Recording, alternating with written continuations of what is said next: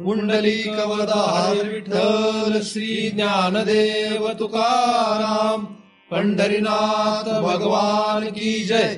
माऊली ज्ञानेश्वर महाराज की जय। जगद्गुरु तुकाराम महाराज की जय। सद्गुरुनाथ भगवान की जय। हरि ओम तत्सत।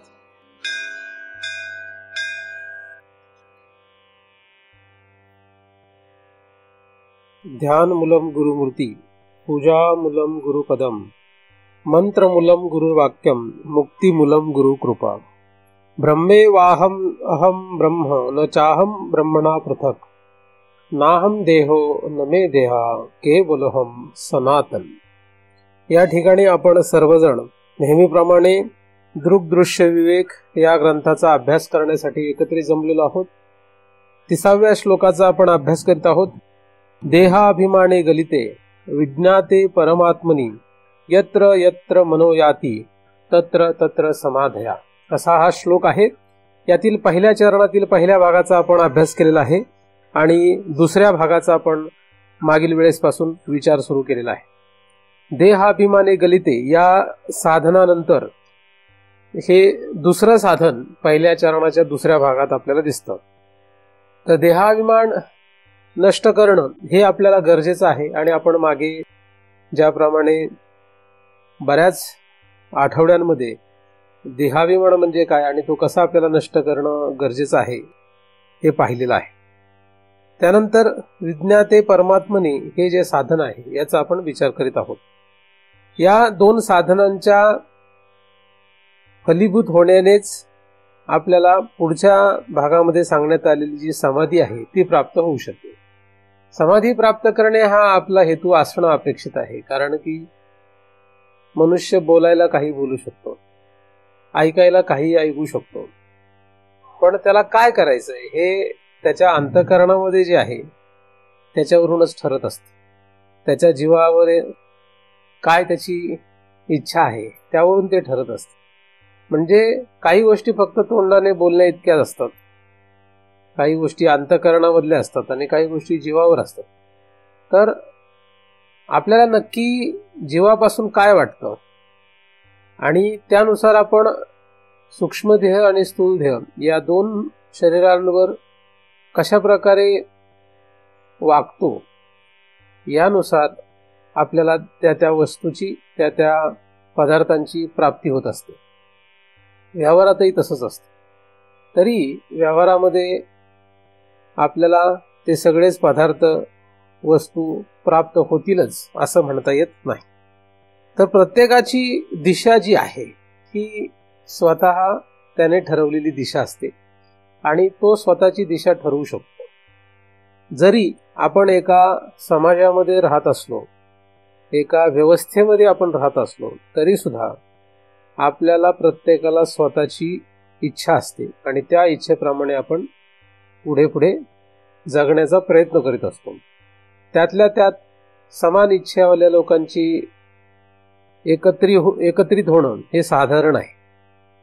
त्यातही बराच काळ आपल्याला असं लक्षात येत नाही की आपली या वर्गातल्या सगळ्यांची एकच इच्छा आहे, हे लक्षात येत नाही। कारण की फक्त आपल्यासमोर उपलब्ध असलेला एकच भाग आपल्याला लक्षात येतो असं नाही, तर त्याच्यामध्ये अनेक सूक्ष्म भाग असू शकते। जसं आपण या ठिकाणी बसलेलो आहोत, तर इथे बसलेले असताना साधारणपणे सगळ्यांना असं वाटेल की सगळ्यांचा हा विषय आहे, सगळ्यांचा एकच विषय आहे म्हणून हे सगळे एकत्रित बसलेले आहेत असं साधारणपणे वाटू शकतं। परंतु हे तसं असेलच असं म्हणता येत नाही, कारण की काळानुरूप हे बदलतं। म्हणजे आत्ताच्या या तासाभरासाठी आपल्या सगळ्यांचा एक विषय असं वाटू शकतं, परंतु यानंतर तो विषय एकच राहील असं म्हणता येत नाही। पूर्वी एक होताच असंही म्हणता येत नाही। त्यामुळे प्रत्येकाने आपली दिशा ठरवणं गरजेचं असतं आणि आपली दिशा काय असावी, आपण कुठल्या दिशेने जावं हे जो तो ठरवतो आणि तीच त्याची गरज आहे असं आपण म्हणतो।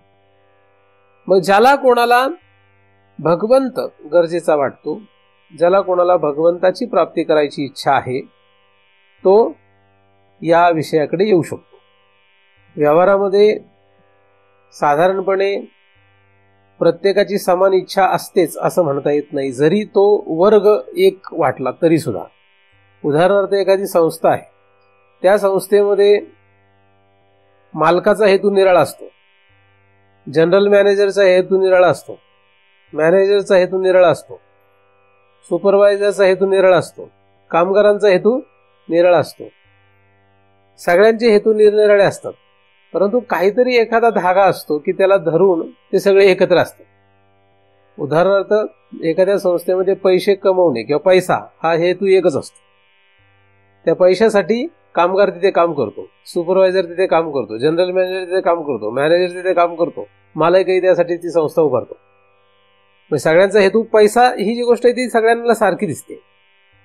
परंतु समजा त्या कंपनीमध्ये, त्या संस्थेमध्ये कपडे बनवले जात असतील, तर कामगाराचा हेतू कपडे बनवणे हा असेल असं म्हणता येत नाही.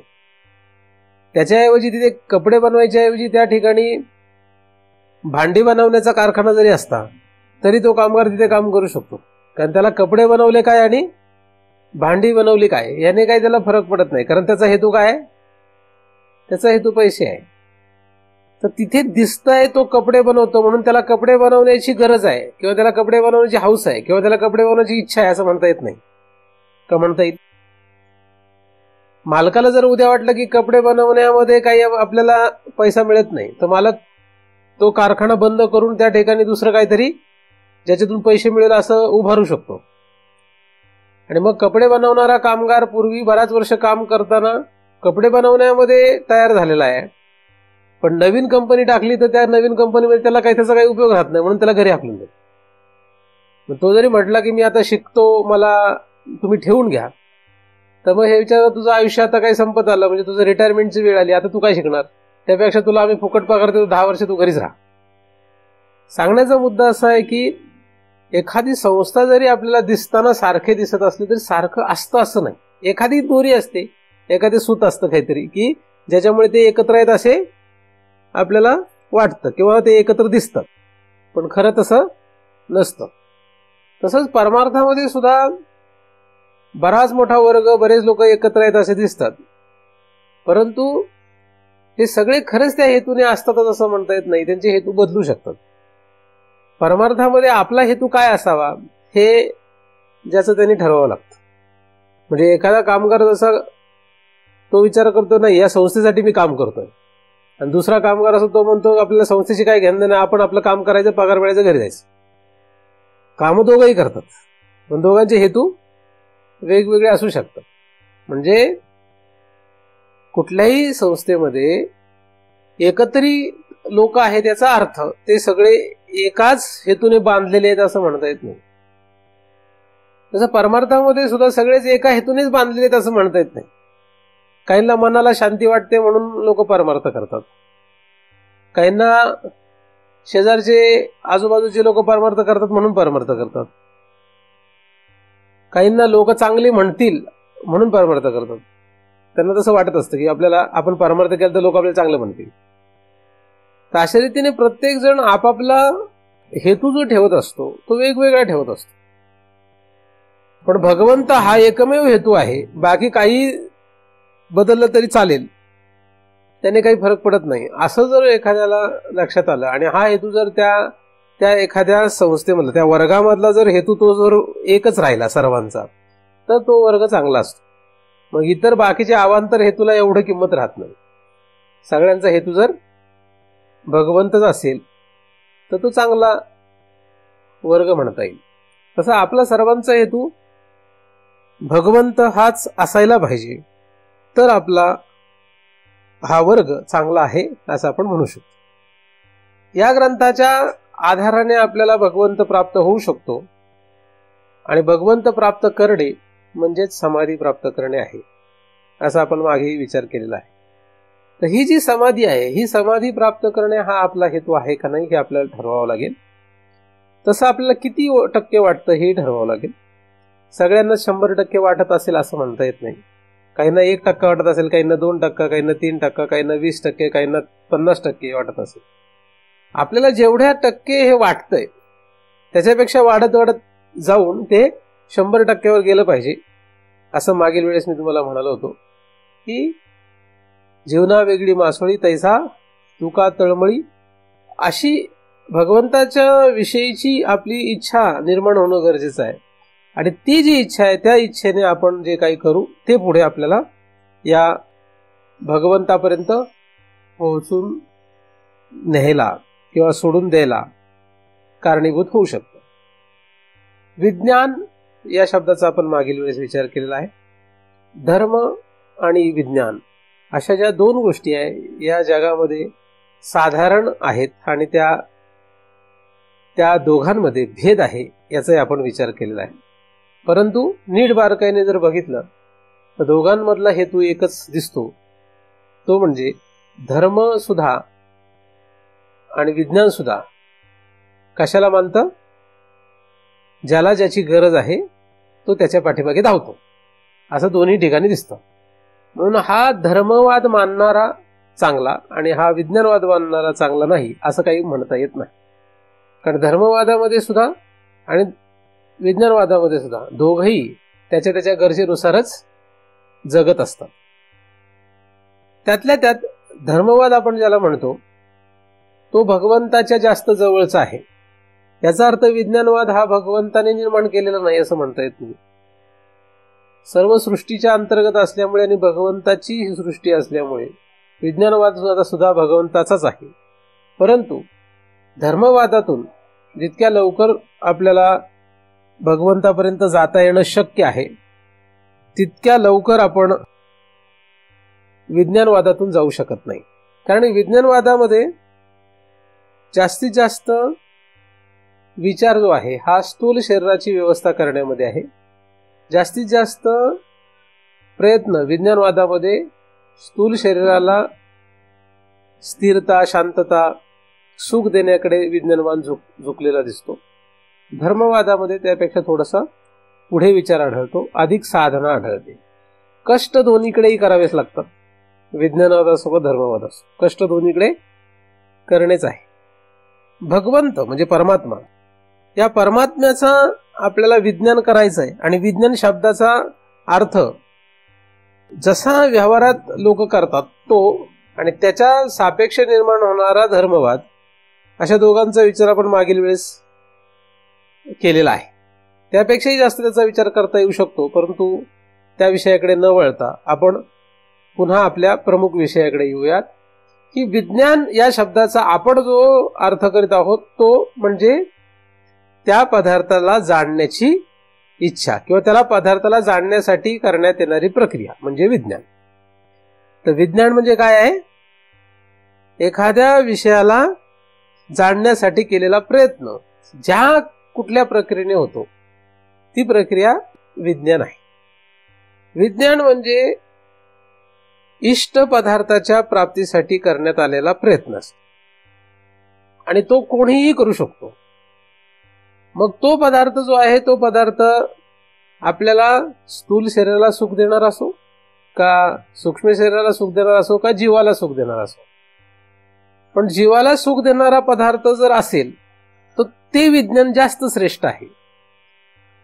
सूक्ष्म शरीराला सुख देणारा जर विज्ञान आपल्याला झालं तर ते त्यापेक्षा कमी प्रतीचं आहे आणि स्थूल शरीराला सुख देणारा जर विज्ञान आपल्याला झालं तर ते त्याही पेक्षा कमीच आहे. म्हणजे स्थूल शरीराला आपण एका चांगल्या घरामध्ये, चांगल्या वाहनांमध्ये, गाडीमध्ये बसून नेलं तर स्थूल शरीराला बरं वाटेल. पण मन जर शांत नसेल, अशांत असेल, अस्थिर असेल तर कितीही उत्कृष्ट घर असलं, किती उत्कृष्ट गाडी असली तरी सुख मिळत नाही. म्हणजे स्थूल शरीरापेक्षा जास्त श्रेष्ठ सुख कुठलं आहे? सूक्ष्म शरीराचं म्हणजे अंतःकरणाचं सुख आहे, म्हणजे मनाचं किंवा बुद्धीचं सुख आहे. अंतःकरणामध्ये जर सुख असेल तर स्थूल शरीराला एक वेळ यातना असलं तरी चालतं. म्हणजे दोन सुखामध्ये जर तुम्ही विचार करून बघितला तर जास्त सुख कुठलं जास्त श्रेष्ठ आहे? अंतःकरणातलं सुख जास्त श्रेष्ठ आहे. त्याचप्रमाणे जीव आहे, तर जीवावर जे आपल्याला सुख तयार होतं ते सुख अंतःकरणातल्या सुखापेक्षाही श्रेष्ठ आहे. म्हणजे मन मारून सुद्धा आई लेकरासाठी काहीतरी यातना भोगते. म्हणजे मनाला काही यातना जरी झाल्या तरी आई जी असते ती लेकरासाठी काय करते, त्या यातना सहन करते. कशामुळे? कारण त्या आईचा त्या लेकरामध्ये जीव असतो. म्हणजे ते त्या मनाला होणाऱ्या यातना जरी यातना असतील, त्यावेळेस स्थूल शरीराला होणाऱ्या यातना जरी यातना असतील, तर ह्या दोन शरीराला यातना दिसतात, पण त्या यातना वाटत नाहीत. त्या यातनेपेक्षा महत्वाचं काय असतं, जीव त्या लेकरात गुंतलेला असल्यामुळे त्या जीवाला त्या लेकरात सुख वाटतं.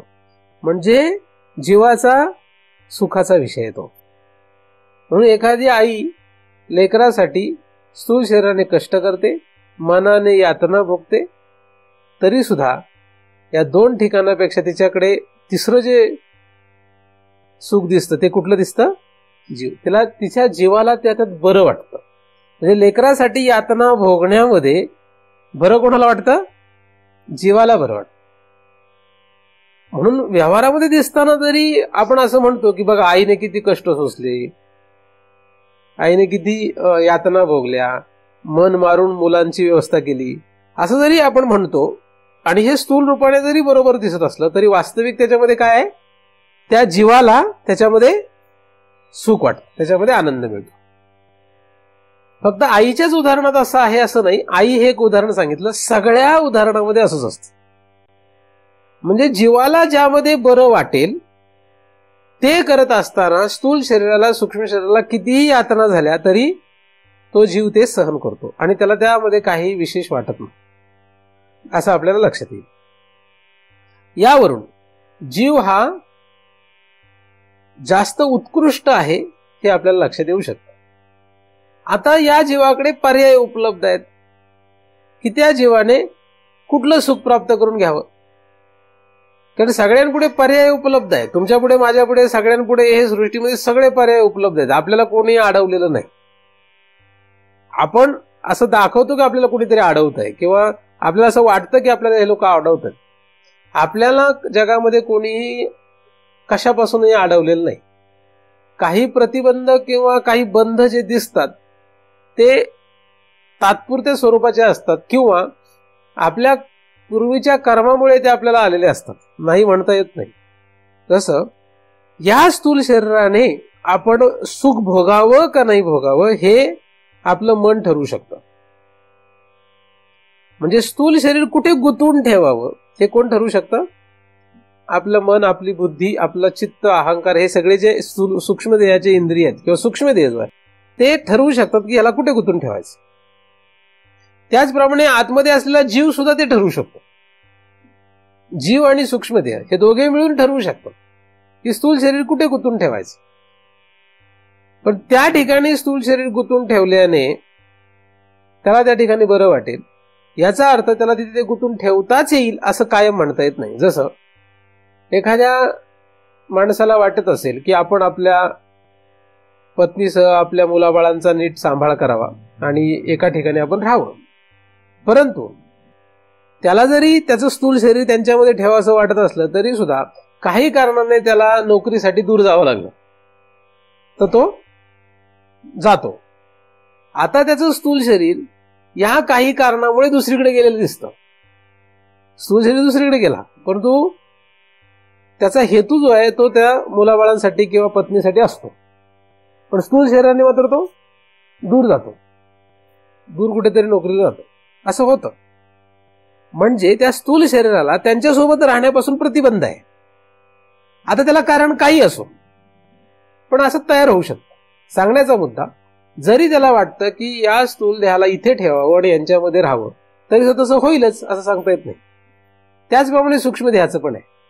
मला असं वाटतं की माझं मन समजा आळंदीमध्ये रममाण राहावं, पण तिथे राहीलच असं होत नाही.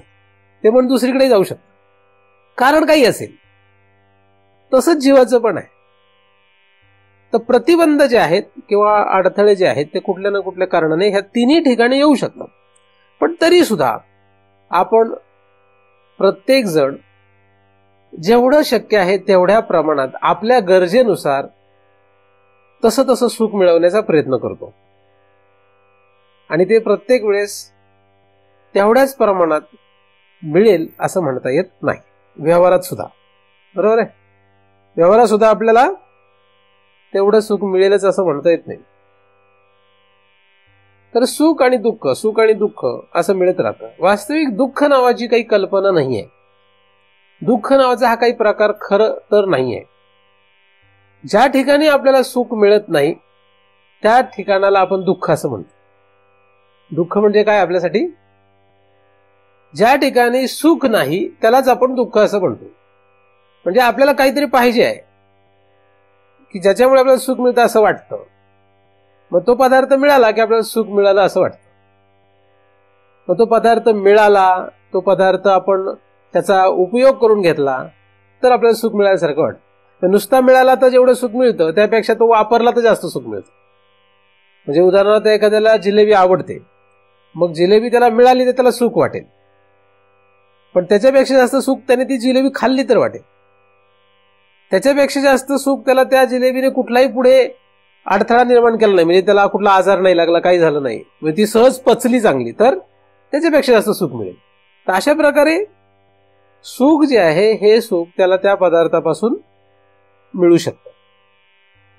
आणि जेव्हा त्याला ते मिळणार नाही तेव्हा त्याला दुःख होतं. मग जिलेबी त्याला मिळाली नाही तर काय होईल? दुःख होईल. आणि मला खायला जिलेबी मिळाली नाही म्हणजे ही पुढचे त्याच्यापेक्षा जास्त दुःख होईल. अधिक ती पचली नाही तर त्याच्यापेक्षा अधिक जास्त दुःख होईल. तर अशा प्रकारे एखादा पदार्थ मिळण्यावर किंवा न मिळण्यावर त्याचं सुख आणि दुःख ठरत असतं.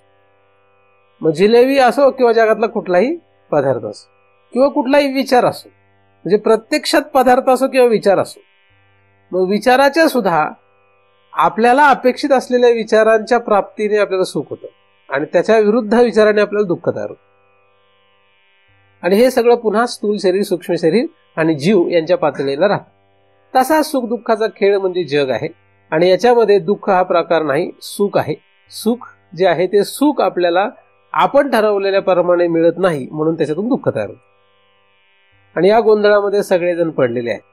आणि कधीही कोणाला तो 100% सुखी आहे असं म्हणता येणार नाही. कोणालाही आपण असं पाहिलेलं नाही आणि इथून पुढे कधी असं कोणी आपल्याला भेटणार नाही की जो काय 100% सुखी आहे.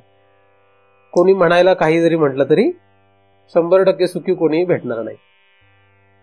पण तरी सुद्धा आपण त्या चक्रामध्ये, सुख दुःखाच्या फेऱ्यामध्ये आपण गुंतून राहतो. कारण की आपल्याला ही कल्पना नाही की आपल्याला विज्ञान नक्की कशाचं करून घ्यायला पाहिजे होतं. विज्ञान म्हणजे जाणून घेणे, विज्ञान म्हणजे कळून घेणे. तर आपल्याला हे कळून घ्यायला पाहिजे होतं का नाही हे आपल्याला माहित नाही. नक्की सुख कोणाला भोगायचं हे माहित नाही, नक्की सुख कोणी भोगायचं हे माहित नाही. अशा प्रकारे आपल्याला कशाचाही थांगपत्ता नाहीये, पण तरी सुद्धा आपण जगतो आहोत. कशाने काय होणार याची आपल्याला धड माहिती नाही, परंतु आपण जगतो आहोत. त्यातल्या त्यात सहज जगताना जे काही आपल्या पदरात पडेल तेवढं आपण प्राप्त करून घेतो, जेवढं नाही तेवढं दुःख भोग आणि पुढे पुढे चालत आहोत. एक दिवस मरून जातो. अशा प्रकारे प्रत्येक जण जगतो आहे. त्यामुळे नक्की काय मिळवलं म्हणजे सुख मिळेल आणि त्या पदार्थामुळे कशाला सुख होईल हे सुद्धा कळण्यामध्ये बरेच वेळ जातो किंवा तेही आपल्याला नीट कळत नाही. कुठल्याही पदार्थाने आपल्याला नक्की काय सुख मिळेल आणि ते कोणाला मिळेल. परंतु या पदार्थामुळे मला हे सुख मिळेल असं जेव्हा आपण म्हणतो तेव्हा ते आपल्याला कोणाला मिळतंय हे नक्की माहीत नसल्यामुळे त्याला भ्रम असं आपण म्हणतो. म्हणजे उदाहरणार्थ जिलेबी पदार्थ खाल्ला तर नक्की जिभेला सुख मिळेल का मनाला सुख मिळेल का जीवाला सुख मिळेल हे काही सांगता येत नाही, हे काही कळत नाही. त्यामुळे हा भ्रम आहे असं आपण म्हणू शकतो. पक्का त्याचा निर्णय लागत नाही की नक्की ते जिभेला बरं वाटलं म्हणजे रसनेंद्रियाला बरं वाटलं का मनाला बरं वाटलं का जीवाला बरं वाटलं का तिघांना बरं वाटलं. आणि खरंच त्या जिलेबी नावाच्या पदार्थाला सुख होतं का नव्हतं. पण नसेल तर मिळालं कसं. आणि यांच्यापैकी यांनी नाही भोगलं तर मग कोणी भोगलं, म्हणजे यांना नाही मिळालं तर मग कोणाला मिळालं ते सुख, असे प्रश्न तिथे तयार होतात. असो, आता काही सुख जे आहे ते फक्त स्थूल देहाने भोगता येतात आणि काही सुख जे आहे ते फक्त सूक्ष्म देहाने भोगता येतं. काही सुखांसाठी काय लागतं? स्थूल शरीराची गरज आहे. स्थूल शरीर नसेल तर ते सुख आपल्याला भोगता येत नाही. पण काही सुख असं आहे की त्याला स्थूल शरीर नसलं तर चालतं, मनाने सुद्धा ते भोगता येत. म्हणजे काही सुखांसाठी सूक्ष्म देह हा पुरेसा आहे, काही सुखासाठी स्थूल शरीराची गरजच आहे. उदाहरणार्थ जिलेबी खायची असेल तर आपल्याला रसना इंद्रिय लागणारच आहे. म्हणजे रसना इंद्रियाशिवाय आपण जिलेबी खाऊ शकत नाही, बरोबर का नाही? रसना इंद्रियाशिवाय जिलेबी खाता येणार नाही. पण तेच जर तुम्हाला म्हटलं, तुम्ही तुमच्या मनामध्ये एखादा चांगला विचार करा, त्या चांगल्या विचाराने तुम्हाला सुख मिळणार असेल तर तो विचार करण्यासाठी, तो चांगला विचार करण्यासाठी फक्त तुम्हाला काय पाहिजे? मन पाहिजे. किंवा मी सांगितलं काय, किंवा पुस्तकात वाचलं काय, किंवा तुमचं तुम्हीच ठरवलं काय. तुम्हाला त्या मनाला बरं वाटण्यासाठी कुठल्याही साधनांची अपेक्षा नसते. तुमचं तुम्हीच त्या मनाला विचाराने, त्याच्याच आतमध्ये असलेल्या विचाराच्या द्वारे शांत करू शकता, स्थिर करू शकता. मग त्यासाठी जिलेबी खायची गरज नाही पडत, असं होऊ शकतं, बरोबर का नाही? म्हणजे आतल्या आत विचारानेच ते मन सुखी होऊ शकतं. पण जिलेबी खाल्ल्याने सुख मिळेल असं वाटलं की मग त्याला जिलेबी खावीच लागते, मग रसना इंद्रियाचा तिथे संबंध येतोच. तर बरेचसे विषय असे आहेत की ज्याच्यामध्ये स्थूल शरीराला आपण पूर्णतः बाजूला केलं, म्हणजे त्याचा संबंध नाही ठेवला, तरी आपल्याला ते सुख आतल्या आत भोगता येतं. बाह्य कुठल्याही विषयांची त्याला गरज नसते. म्हणून जेव्हा आपण ध्यान करतो किंवा एखादा ध्यानाला बसला, डोळे मिळून एखादा ध्यानाला बसला, त्याला बाह्य विषय कुठलाच नसतो. त्याच्यापुढे काही अन्न नाही, त्याच्यापुढे काही पदार्थ नाहीत, तो काही ऐकत नाही, तो त्याचाच आतल्या आत विचार करून त्याला बरं वाटतं. तुम्ही दगदग केल्यानंतर एक 5 मिनिट 10 मिनिट शांत डोळे मिटून बसा आणि काही नाही, आतल्या आत फक्त विचार करत राहा. कोणाचा विचार करताय ते पण विचार करू नका. दगदग केल्यानंतर तुम्ही एक 5 मिनिट शांत जागेवर बसा, डोळे मिटून बसा. एक 5 मिनिट तुम्ही जर बसले तर तुम्हाला असं वाटेल तुम्ही एकदम शांत आणि सुखी आहेत, असं तुम्हाला वाटेल. कुठल्याही बाह्य पदार्थांशिवाय आणि अधिक स्थूल शरीरालाही कुठल्याही प्रकारचा त्रास न देता. जिलेबी खायची म्हणजे हाताला त्रास आहे, तोंडाला त्रास आहे, असं स्थूल शरीराला कुठलाही त्रास न देता तुम्ही जर फक्त ध्यानाला बसले शांत, तरी तुम्हाला काय वाटतं? बरं वाटतं, शांत वाटतं, स्थिर वाटतं, सुखकारक वाटतं.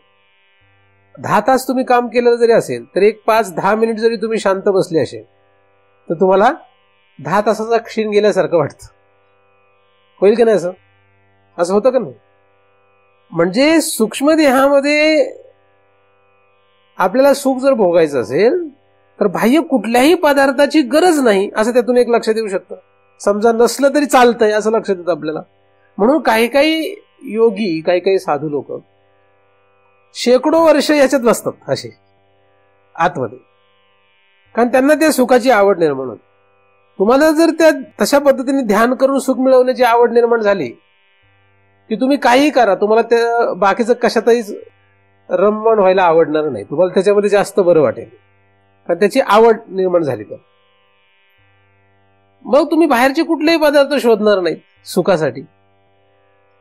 म्हणजे सुख जे आहे ते बाह्य पदार्थांमध्ये आहे, या सगळ्यांमध्ये आहे असं त्याला वाटणार नाही. मग तो आतमध्ये जसं सुख शोधतो, म्हणजे त्याचा सुखाचा जो प्रवास आहे तो बदलतो. तो मनामध्ये, त्या विचारांमध्ये, त्या ठिकाणी असलेल्या सगळ्या पदार्थांमध्ये जे सूक्ष्म आहेत त्याच्यामध्ये तो रममाण होतो, तिथे त्याला बरं वाटतं. मग बाहेरच्या सगळ्या पदार्थांना शोधलं काय आणि न शोधलं काय त्याने काही त्याला फरक पडत नाही. आणि असा मनुष्य उलट व्यवहारातही शांत स्थिर होतो. मग त्याचा व्यवहार जरी तो करत असला तरी त्याच्यामध्ये त्याला एवढं दगदग होत नाही, त्रास होत नाही, चिंता राहत नाही. केलंय काय त्याने की सुख ज्याच्यापासून मिळवायचे ते पदार्थ बदलला. हे जसं आहे त्याचप्रमाणे त्याहीपेक्षा वेगळा काहीतरी सुखकारक पदार्थ असू शकतो. म्हणजे त्याच्याकडे लक्ष देण्याच्या ऐवजी दुसऱ्या कशाकडे तरी लक्ष देऊ शकतो, त्याचं विज्ञान करून घेऊ शकतो. कारण ज्याचं विज्ञान तुम्ही करायला जाणार त्याच्या विज्ञानाने तुम्हाला सुख मिळणार आहे. कशाचं विज्ञान तुम्ही करायचं ठरवलंय हा तुमचा विषय आहे. बाह्य पदार्थाचं विज्ञान तुम्ही करू लागले तर त्याचं विज्ञान झालं की तुम्हाला त्याच्यापासून सुख तयार होणार आहे. आणि विज्ञान हे जे आहे ते गरजेपोटी तयार होतं, त्याच्याशिवाय ते तयार होत नाही. म्हणजे तुम्हाला टीव्हीची आवड असेल, टीव्हीची गरज वाटली तर तुम्ही टीव्हीचा शोध लावणार म्हणजे तुमच्या घरात नसेल तर तुम्ही दुकानात जाऊन तर घेऊन येणार, म्हणजे तुम्ही त्याचा शोध लावल्यासारखंच आहे. त्याला पैसे दिले किंवा काय केलं त्याप्रमाणे तुम्ही तो शोध लावून आणला, हे त्याचं विज्ञान झालं तुम्हाला. नाही तर तुमच्या घरात टीव्ही नसेल तर तुम्हाला त्याचं विज्ञानच नाहीये खरं फक्त. जेव्हा तुम्ही टीव्ही आणला, जेव्हा तुम्ही वापरला, तेव्हा ते विज्ञान खरं फलीभूत झालं. टीव्हीचं विज्ञान कधी फलीभूत होतं? तुम्ही त्याचा वापर केला की फलीभूत होतं. म्हणजे गरज जेव्हा पूर्ण होते तेव्हा त्याचं विज्ञान पूर्ण झालेलं असतं, तेव्हा त्याचं फल मिळालेलं असतं असं आपण म्हणू शकतो. मग ज्याची गरज आहे तो त्याचं विज्ञान करतो. मग ज्याला या बाह्य जगामध्ये गरज वाटत नाही, त्याला ते सुख वाटत नाही, तो आंतरजगामध्ये पाहू शकतो. ज्याला आंतरजगामध्येही सुख वाटणार नाही किंवा त्याला ते नको असेल तर तो त्याच्यापेक्षा दुसरी कुठे शोधू शकतो, म्हणजे आतमध्ये जाऊ शकतो, म्हणजे जीवावर जाऊ शकतो, म्हणजे जीवामध्ये काही सुख आहे का ते पाहू शकतो. आता हे झालं कुठे सुख आहे याचा विषय. आता दुसरा जो भाग त्याचा होता तो काय, की कोण ते सुख भोगतोय. बरोबर, सुख तो कोण भोगतोय. कारण सुख 3 ठिकाणी आहे, एक तर बाह्य म्हणजे स्थूल, एक तर सूक्ष्म आणि एक कारण म्हणजे आतमध्ये जीव.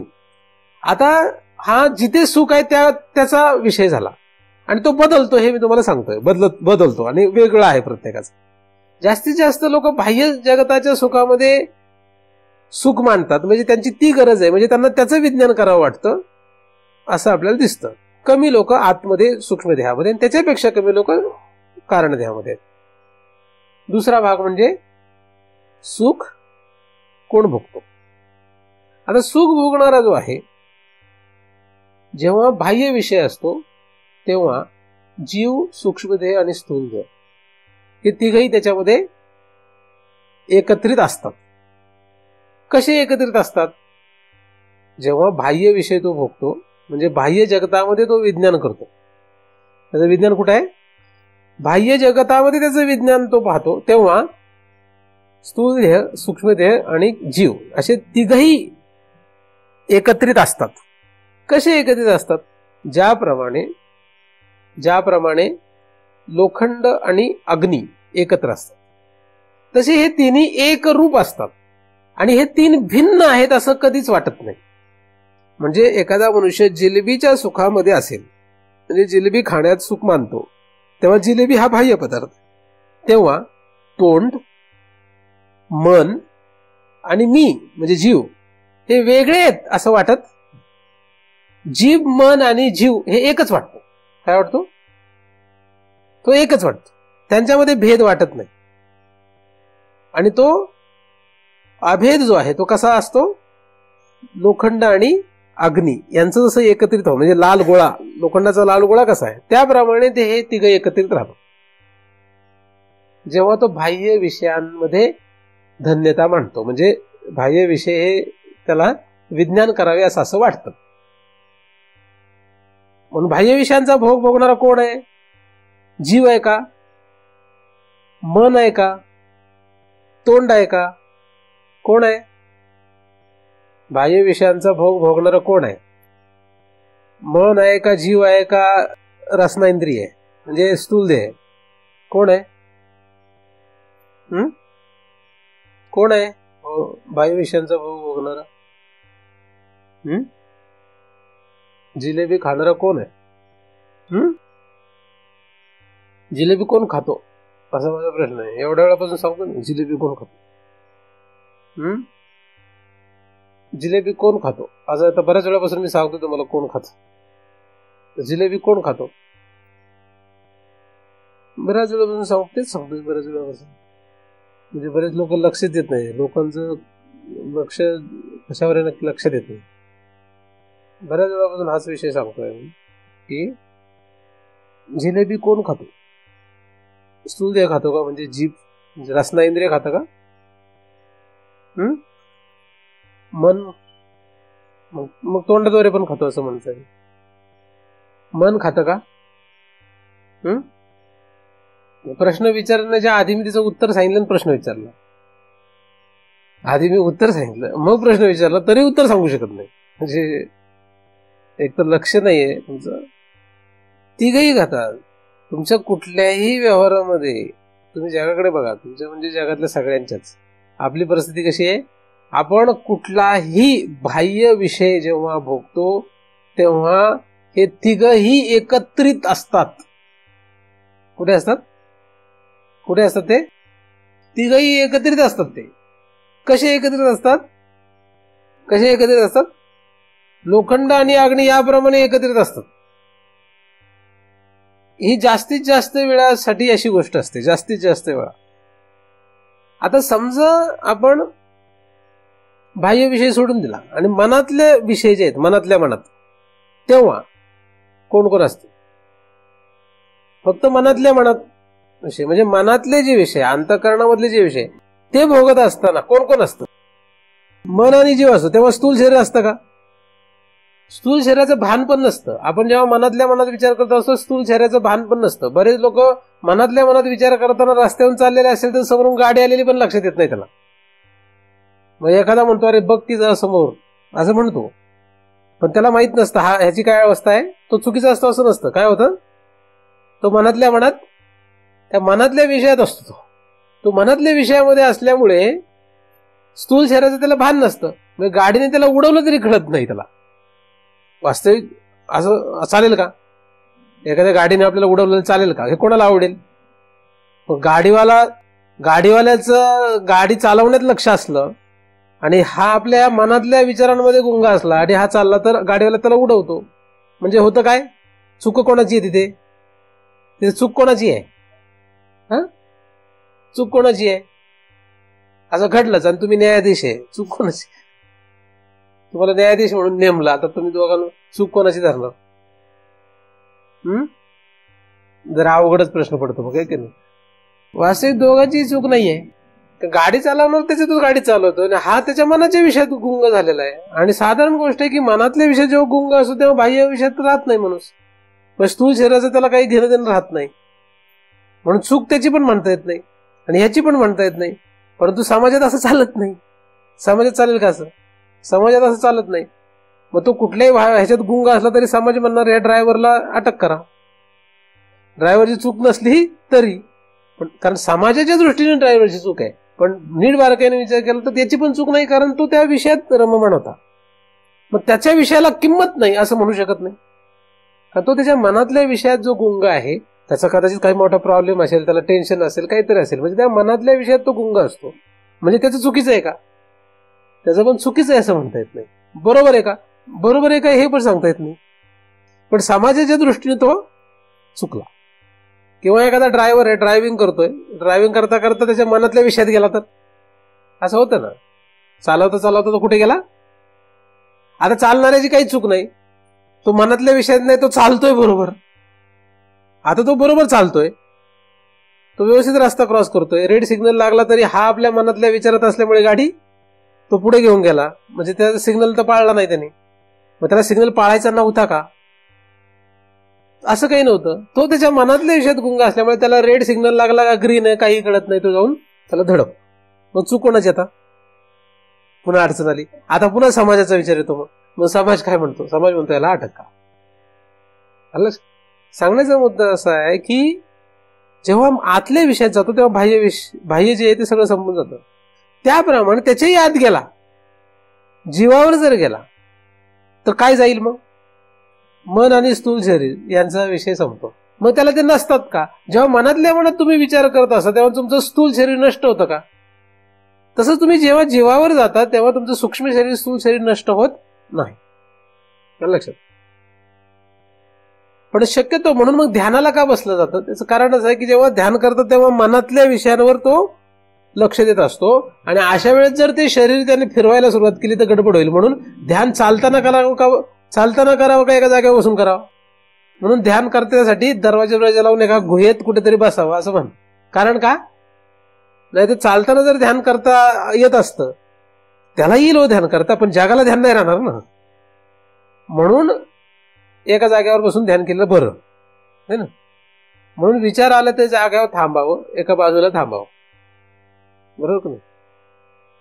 जसं तुम्ही मनातल्या मनात विचार करू लागले तर तुमचं मन जर दुसऱ्या कशात विचार करू लागलं तर तुमचं स्थूल शरीर इथे असून सुद्धा असल्यासारखं दिसतं, पण इथे नाहीये. म्हणजे ह्या विषयात ते आहे का? आता बरेचसे लोक मनाने दुसरे विचार करत होते किंवा घरी गेले, कुठे गेले माहित नाही, त्यांच्या ज्या विचारात गेले. आता ते स्थूल आहे सगळं का सूक्ष्म आहे? ते सूक्ष्म आहे. मग स्थूल रूपाने दिसतात कुठे लोक? इथे दिसतात या विषयात. म्हणजे आता काहीतरी महाराज प्रवचन सांगतात आणि आपण ते ऐकतोय, या विषयात ही लोक दिसतात, पण असतात का? तर ह्या विषयात नाही आहेत. ते कुठल्या विषयात आहे? वेगळ्या विषयात आहे. तसं जीवावर पण आहे. तर जेव्हा आत जातो तेव्हा बाह्य जो भोगणार आहे तो नष्ट होतो. जेव्हा जीवावर जाईल तेव्हा किती भोगणारा राहतो? मग एकटाच राहतो. स्थूल देहावर होता तेव्हा स्थूल देह, सूक्ष्म देह, कारण देह. सूक्ष्म देह गेला तेव्हा स्थूल देह वजा होतो, सूक्ष्म देह, कारण देह. कारण देहावर जातो तेव्हा हे दोन देह वजा होतात, फक्त एकच राहतो, जीव. मग जीवाचा विषय काय? जीवाचा विषय प्रत्येकाचा विषय ठरलेला आहे. जीव, सूक्ष्म देह, स्थूल देह असेल तर बाह्य जगत हा विषय असतो, स्थूल विषय असतो. स्थूल देह वजा केला म्हणजे जीव आणि सूक्ष्म देह असेल तर आंतर विषय हे विषय असतात. म्हणजे अंतःकरणामधले सर्व विषय होऊन जातात. आणि जेव्हा जीवावर जातो तेव्हा स्थूल आणि सूक्ष्म विषय नष्ट होतात किंवा त्याच्यावर त्याचा काही विज्ञान राहत नाही. त्याचं विज्ञान होतं फक्त जीव. म्हणजे जीवाविषयी तो काय करू लागतो? विज्ञान करू लागतो. आणि या जीवाचं विज्ञान करण्याची हौस कोणालाही नाही. विज्ञान करणं म्हणजे जाणणं किंवा त्याचा भोग घेणे. विज्ञानामध्ये काय आहे? विज्ञानामध्ये प्रत्यक्ष अनुभव असतो. विज्ञान म्हणजे अनुभव घेणे. विज्ञान शब्दाचा एक अर्थ काय करता येईल? अनुभव घेणे. प्रत्यक्षात त्याचा अनुभव घेतला तरच त्याला विज्ञान मानतो. परमार्थामध्ये सुद्धा विज्ञान शब्दाचा हाच अर्थ आहे. प्रत्यक्षात अनुभव घेणे तर विज्ञान त्याचं. म्हणून परमात्म्यानी असं म्हटलेलं, म्हणजे विज्ञाते परमात्म्यानी म्हणजे परमात्म्याचा अनुभव घेणे. म्हणून विज्ञान शब्दाचा अर्थ काही वेगळा आपण धरतोय असं नाही. मग स्थूल पदार्थांचा अनुभव घ्यायचा असेल तर 3 गोष्टी पाहिजे. सूक्ष्म विषयांचा अनुभव घ्यायचा असेल तर 2 पाहिजे. आणि कारणाचा अनुभव घ्यायचा असेल तर 1च पाहिजे. आता कोणाला कशाची हौस आहे हे सांगता येत नाही. प्रत्येकाचं भिन्न भिन्न आहे. ते कोणी ठरवावं हे कोणी ठरवू शकत नाही. ज्याचा तो ठरवू शकतो. म्हणजे तुम्ही बाह्य जगाचा किंवा स्थूल प्रपंचाचा अनुभव घ्यावा की नाही घ्यावा हे कोण ठरवणार? ज्याचं तेच ठरवतो. मग आता हे ठरवावं लागतं. हे ठरवण्यामध्ये अनंत जन्म जातात. एक जन्माचा विषय नव्हे, अनंत जन्म याच्यामध्ये जातात की नक्की कशाचा अनुभव घ्यायचा आपल्याला हे एका जन्मात कळत नाही. नक्की कशाचा अनुभव घ्यायचा हे कळून घेण्यात अनंत जन्म घालवलेत आपण आणि अजूनही घालवू शकतो. म्हणजे आळंदीला जावं की मुंबई, काश्मीर, दार्जिलिंग, सिंगापूर, नक्की काय काय पाहावं हे कन्फ्युजन असतं आपलं. हे काय सांगता येत नाही. तुम्हाला जर म्हटलं तुमची पूर्ण ट्रिप आम्ही फुकटमध्ये ऑर्गनाईज करून देतो, युरोपला जरा फिरून या, फक्त त्याच्यामध्ये 2 महिन्याची तुमची चिंतनं बुडतील, कोण नाही म्हणेल? आता फुकट जर ट्रिप दिली तर कोण नाही म्हणेल का? म्हणजे उदाहरण म्हणून सांगतोय. हे योग्य का हे योग्य असं मी नाही सांगत. मी फक्त एक उदाहरण सांगितलं की तुम्ही काय कराल मग त्यावेळेस. म्हणजे 4-8 आठवडे समजा तुमचे युरोपला गेल्यामुळे चिंतन बुडणार आहे असं झालं उदाहरण.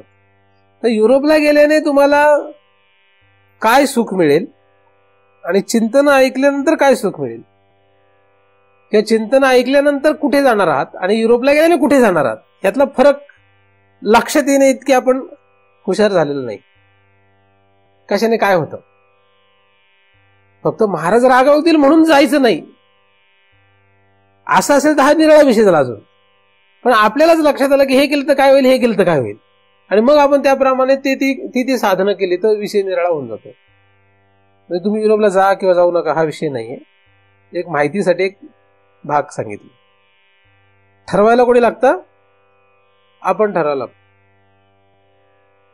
म्हणजे मी ज्ञानेश्वरी वाचली तर काय होईल आणि नाही वाचली तर काय होईल मग दिवसभर टंगळ मंगळ केली आणि ज्ञानेश्वरी वाचली, ह्या दोन मध्ये काय फरक आहे? मग 4 तास टीव्ही बघितला, कारण एक सिरियल अर्धा तासच धरली, 4 सिरियल दिवसात बघितल्या, आणि 15 मिनिट अर्धा तास ज्ञानेश्वरी वाचली, तर फरक काय आहे? फरक आहे का नाही? काय फरक आहे? संस्कार वगैरे, संस्कार म्हणजे काय? संस्कार म्हणजे तुम्हाला कशाचं विज्ञानात रस आहे. तुम्हाला अडवलंय का कोणी? कोणी अडवलेलं नाही. आपल्याला कोणीच अडवलं नाही, कशापासूनच आपल्याला कोणीच अडवलेलं नाही. आता जिथे कुठे तुम्हाला सामाजिक प्रतिबंध किंवा सामाजिक अडचणी निर्माण होतील ते होणारच. मी तुम्हाला मागे उदाहरण सांगितलं. म्हणजे तुम्ही तुमच्या विचारात गाडी चालवत असल्याने ऍक्सिडेंट केला तर तुम्हाला समाज म्हणणार नाही, अरे तुम्ही सिद्ध जरी केलं की मी माझ्या वेगळ्या विचारात होतो, तरी समाज तुम्हाला शिक्षा देणारच आहे. तुमची चूक आहे असं पारमार्थिक दृष्ट्या मला मान्य नाही, म्हणजे मी ते अमान्य करतो, कारण तू त्याच्या विचारात होतो ना. मग समाज म्हणतो की नाही तू तुझ्या विचारात असेल तर बाजूला गाडी घेऊन गप्प उभा राहा. मग ते बरोबर आहे. समाजाने तो निर्बंध केला आहे, तो बंद लावलेला आहे, कारण त्याच्यामुळे दुसऱ्याला त्रास होईल म्हणून. ती समाज व्यवस्था आहे. अशा समाज व्यवस्थेमध्ये बऱ्याच वेळा आपल्याला अनेक वेळा आपली खरी चूक नसतानाही काही भोगावं लागू शकतं. याचा अर्थ आपण चुकीचंच असतो असं होत नाही, बरोबर का नाही? मग त्याची चूकच आहे असं समाज जरी म्हणत असला तर तो चुकीचा आहे असं आपल्याला दिसत नाही, कारण त्याला त्याचा विषय भोगण्याचा अधिकार आहे ना, का नाही आहे? त्याने त्याच्या मनातले विषय भोगावेत याचा त्याला अधिकार आहे का नाही? पण त्याने ऍक्सिडेंट करू नये हा मात्र समाजाचा नियम आहे, मग त्याला भोगावा लागतो जर त्याने ऍक्सिडेंट केला तर. आता तुम्ही इथे बसलेले, तुमच्या मनाने तुम्ही फिरून आले का नाही घरी, म्हणजे तुम्ही इथे नाही आहेत, पण आता काय ऍक्सिडेंट झाला का कुठला? नाही, म्हणून तुम्हाला समाज काही म्हणत नाही, मी काही म्हणत नाही. पण त्यातल्या त्यात लक्ष नसलं तर मास्तर म्हणतो अरे लक्ष दे की, तेवढा मास्तर नावाच्या समाजाचा प्रतिबंध असतो. नाही तर मग खडू फेकून मारेल, नाही तर छडीने छडी देईल, आहे की नाही? तेवढा देतो का नाही, तेवढाही त्याला मग फटका बसतो. वास्तविक मुलाची चूक असते का? नाही, बरोबर का नाही? पण असं प्रत्येक वेळेस होईलच असं नाही. हे उदाहरण आहे. तसे जगामध्ये प्रत्येकाला आपला विषय भोगण्याचा काय सहज अधिकार आहे, तो भगवंताने दिलेला आहे. परंतु त्या ठिकाणी परिस्थितीनुसार त्याला त्याचा प्रतिबंध होऊ शकतो, त्याला त्याची शिक्षा मिळू शकते किंवा नाही मिळू शकत, ते काय सांगता येत नाही काय होईल. मग तो त्याच्या विचारात होता, गाडी चालवत होता, तरी कोणीच आला नाही मध्ये म्हणून ऍक्सिडेंट झाला नाही, म्हणजे याचा अर्थ तो त्याने त्याचा विचार भोगला का नाही? भोगला. पण कोणीतरी मध्ये आला तर ऍक्सिडेंट झाला, तर आता त्याला समाज शिक्षा देईल. दोन्ही वेळेस तो त्याचा विषयच भोगत होता, पण एक वेळेस मध्ये कोणीतरी आलं नाही आणि एक वेळेस कोणीतरी मध्ये आलं, असं करतात. म्हणजे एखादा मुलगा वर्गात बसून रोजच घरी जात असतो मनाने किंवा इकडे तिकडे फिरत असतो, पण मास्तरचं दररोज लक्ष जात नाही. ज्या दिवशी लक्ष गेलं त्या दिवशी फटके घाल, आहे की नाही? बरोबर की नाही? माझ्याच त्या वर्गातलं नाही, या वर्गात असंच असतं. मी बरेच वेळा मध्येच मला बघावं लागतं जागा आहे काय, गेला कुठे, ते सांगता येत नाही कोणाचं काय. पण सगळेच मास्तर शिक्षा देणारे असतात असं नाही, दयाळू पण असतात. जाऊ दे म्हणते, झोपला किंवा लक्ष नाही तर जाऊ दे, काय हरकत नाही, असं पण होऊ शकतं. तर प्रत्येकाला आपापल्या विज्ञानाची काय मुभा आहे. तुम्ही कशाचं विज्ञान करून घ्यावं हे कोणीही तुम्हाला अडवलेलं नाही. तुम्हाला कुठे जायचं तुम्ही ठरवा. फक्त साधं गणित आहे. स्थूल शरीर किंवा स्थूल पदार्थांचं जर तुम्ही विज्ञान करत असाल तर 3 जण असतात. सूक्ष्म पदार्थांचं विज्ञान करत असाल तर 2 जण असतात. आणि कारण म्हणजे जीव, त्याचं जर तुम्ही विज्ञान करू लागले तर फक्त तुम्हीच असता, एकटेच आहेत तुम्ही. म्हणजे जीव असतो फक्त, आपण त्याला मी म्हणतो. म्हणून मीच विज्ञान करण्यासाठी काहीच लागत नाही. अंतःकरणातल्या पदार्थांचं विज्ञान करण्यासाठी सूक्ष्म देहाची गरज आहे, म्हणजे त्यातल्या सगळ्या गोष्टींची गरज आहे. अधिक जीव गरजेचा आहे. आणि स्थूल पदार्थांचं विज्ञान करण्यासाठी स्थूल देह, सूक्ष्म देह, कारण देह गरजेचा आहे, म्हणजे जीव गरजेचा आहे. अशी झाली आपली मांडणी. विज्ञान कसं करावं, आणि हे सहज आहे, साधारण आहे, याच्यामध्ये विशेष काही नाही. ही विज्ञान करण्याची पद्धत आहे. विज्ञान करणं म्हणजे अनुभवात घेण्याची गोष्ट. आता आपल्याला परमात्म्याचं विज्ञान करायचं. आपला विषय काय? परमात्म्याचं विज्ञान. आता इथे या ठिकाणी मात्र विज्ञान कुठलं सांगितलेलं आहे? परमात्म्याचं विज्ञान. आता आपण जो विषय अभ्यास केला त्याच्यामध्ये परमात्म्याचं विज्ञान आहे का कुठे? त्याच्या परमात्म्याच्या विज्ञानाचा काही संबंध नाही आलेला अजून, है ना? बरोबर का नाही? आला का काही? नाही. पण तुम्हाला विज्ञान म्हणजे काय हे मी तुम्हाला समजावून सांगितलं की विज्ञान करणं म्हणजे त्या पदार्थाचा भोग घेणे किंवा तो अनुभवात घेणे. तो कुठलाही असो, स्थूल असो, सूक्ष्म असो का कारण असो. जीवाने जीवाचं विज्ञान केलं तर परमात्म्याचं विज्ञान झालं असं नाही. जीवाने मनाने सूक्ष्म विषयांचा भोग घेतला, विज्ञान केलं तरी परमात्म्याचं विज्ञान झालं असं नाही. जीव, सूक्ष्म देह, स्थूल देह यांच्याद्वारे स्थूल पदार्थांचं म्हणजे स्थूल विषयांचा भोग घेतला म्हणजे त्याचं विज्ञान केलं तर परमात्म्याचं विज्ञान झालं असं नाही. बघा, तिन्ही पातळीला जे विज्ञान आपण करतोय याच्यामध्ये परमात्म्याचं विज्ञान कुठंच नाहीये. म्हणून हे तिघेही हुकलेले आहेत. तिघेही हुकलेले आहेत म्हणजे रस्ता त्यांचा काहीतरी चुकलाय. मग तुम्ही कुठेही राहा, ठीक आहे. जास्तीत जास्त वर्ग कुठे आहे? जास्तीत जास्त वर्ग स्थूल पदार्थांच्या भोगामध्ये रममाण आहे. त्याच्यात कंटाळला तर सूक्ष्म देहात जातो तो, त्याच्यात कंटाळला तर कारण देहात जातो. आणि दिवसभरात 24 तासात हे होत असतं. 24 तासात हे होत असतं. अंदाजे 16-17 तास त्याने काम केलं, धावपळ केली की तो स्थूल विषयामध्ये जातो. नंतर संध्याकाळ झाली म्हणजे अंदाजे 16-17 तास त्याने कष्ट केले की त्यानंतर खातो पितो आणि झोपतो. मग झोपल्यानंतर पहिल्यांदा स्वप्नात जातो. स्वप्नात वगैरे कुठेतरी जातो. मग तो कुठल्या सूक्ष्म विषयात जातो. त्यावेळेस स्थूल विषय संपुष्टात येतो आणि एकदा कधीतरी गाढ झोपेत जातो. 8 तासाच्या झोपेमध्ये अंदाजे 6 ते 8 तासाच्या झोपेमध्ये अंदाजे तो 4 तास तरी कमीत कमी गाढ झोपेत जातो किंवा 3 तास जातो किंवा 2 तास जातो. काही काही लोक अर्धा तास जातात. काही काहींना गाढ झोप फक्त अर्धा तास 15 मिनिट अशीच लागते. कारण काही काही लोक सांगतात आम्हाला जास्त गाढ झोप, आमची एकदम सावध झोप असते. सावध झोप नसते, त्याला गाढ झोपच लागत नाही. सावध झोप वगैरे असला प्रकार काही नसतो, तो गाढ झोपू शकत नाही. त्याचं कारण आहे की त्याच्या सूक्ष्म देहातले जे विषय आहेत त्यामध्ये तो नकळतपणे रममाण असतो. त्याला सुषुप्ती स्वप्न अवस्था असं म्हणू शकतो. अशा अवस्थेत असतो, ना सुषुप्तीमध्ये ना स्वप्नामध्ये. कारण त्या 9 अवस्थांचा विचार केला तर सुषुप्ती स्वप्न अवस्थेमध्ये तो असतो असं म्हणता येईल. असो, तर तो 24 तासामध्ये अशा तिन्ही ठिकाणी जातो. तो म्हणजे आपण जास्तीत जास्त वेळ स्थूल प्रपंचामध्ये, म्हणजे जास्तीत जास्त वेळ आपल्याला स्थूल, सूक्ष्म, कारण या 3 देहांचं एकत्रीकरण आहे, ते एकरूप आहेत हा भ्रम आहे आणि तो जास्त काळ आहे. स्वप्नावस्थेमध्ये तसं होत नाही. स्थूल देह गायब होतो, म्हणजे झोपलेल्या माणसाच्या अंगावर साप गेला तरी कळत नाही. बरोबर की नाही? झोपलेल्या माणसाच्या अंगावर काही गेलं तरी त्याला कळणार नाही, कारण की तो झोपलेला आहे. तर जागा असलेल्या माणसाचं असं होईल का? 10 फुटावर साप असला तरी तो पळून जाईल, पण झोपलेल्या माणसाच्या अंगावर नाग जरी गेला तरी कळणार नाही त्याला. आणि गाढ झोपेमध्ये असला तर सूक्ष्म देहातल्या कुठल्याही विषयाने तो सुख दुःखी होत नाही, कारण तो तर त्याच्यात जातच नाही.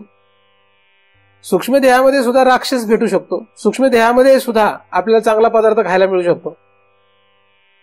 म्हणजे सूक्ष्म देहामध्ये सुद्धा जे विषय आहेत ते आपल्याला सुख दुःख द्यायला कारण होऊ शकतात. पण तो जर गाढ झोपेत गेला म्हणजे जीवावर गेला तर मात्र तसं होत नाही. असो, ही साधारण परिस्थिती आहे आणि सृष्टीमध्ये प्रत्येक जीवाला ह्या तिन्ही अवस्था सहज आहेत, एकदम सहज. म्हणजे या तिन्ही अवस्थेचं विज्ञान जे आहे ते प्रत्येक जीवाला आहे. विज्ञान म्हणजे अनुभव. हे काय? हे सगळ्यांना सहज आहे. आणि या सगळ्या अनुभवामध्ये लोक आपला आपला अनुभव लोकांना सांगत राहतात आणि प्रत्येकाला असं वाटतं तो जो अनुभव घेतोय तो श्रेष्ठ आहे, म्हणून त्याच्या सुखामध्ये लोकांना असं वाटतं की हे खरं धन्यता आहे याच्यामध्ये. आणि आपल्या सुखामध्ये कुठेतरी उणीव आहे, आपल्याला काहीतरी गडबड आहे, म्हणून लोक त्याच्या पाठीमागे धावतात. मग हा त्याचं पाहतो, तो त्याचं पाहतो, तो त्याचं पाहतो. म्हणजे प्रत्येक जण एकमेकाच्या या व्यवहाराकडे बघून त्याच्या सुखात सुख आहे असं समजून, आपल्या दुःखात, आपल्या भोगामध्ये दुःख आहे असं समजून त्याच्या सुखाच्या दिशेने वाटचाल करू लागतात. तो दुसऱ्याच्या कोणाच्या तरी, तो तिसऱ्याच्या कोणाच्या तरी, असं सर्व जग हे गोल गोल फिरत राहतं. अनंत जन्म, अनंत वेळा आपण असाच प्रवास करत फिरतो आहोत. आपल्याला असं वाटतं की सुख जे आहे तो जे भोगतोय त्याच्यात सुख आहे, त्याला वाटतं तो जे भोगतोय त्याच्यात सुख आहे. मग असं करत करत करत करत तो फिरत राहतो आणि ह्याच्यामध्ये कधीतरी आपल्याला प्रतिबंध येतो, कधीतरी आपल्याला प्रतिबंध येत नाही. म्हणजे सगळेच सुख भोगताना प्रतिबंध येत नाही, सगळेच सुख भोगताना प्रतिबंध येत नाही असंही नाही. आपण जरी ठरलेली एक पावशेर जिलेबी खायची तरी आपल्याला घरातली लोक खाऊनच देतील असं म्हणता येत नाही, नाही का? म्हणजे एखाद्या डायबिटीस झालेल्या माणसाने ठरवलंच आज पावशेर जिलेबी खाणार, तरी बायको किंवा मुलं बाळ ते मग ओरडतात, बस की आता किती खाता. म्हणजे प्रतिबंध येतो तिथे. तर प्रतिबंध काहीही कारणाने होतो, येऊ शकतो.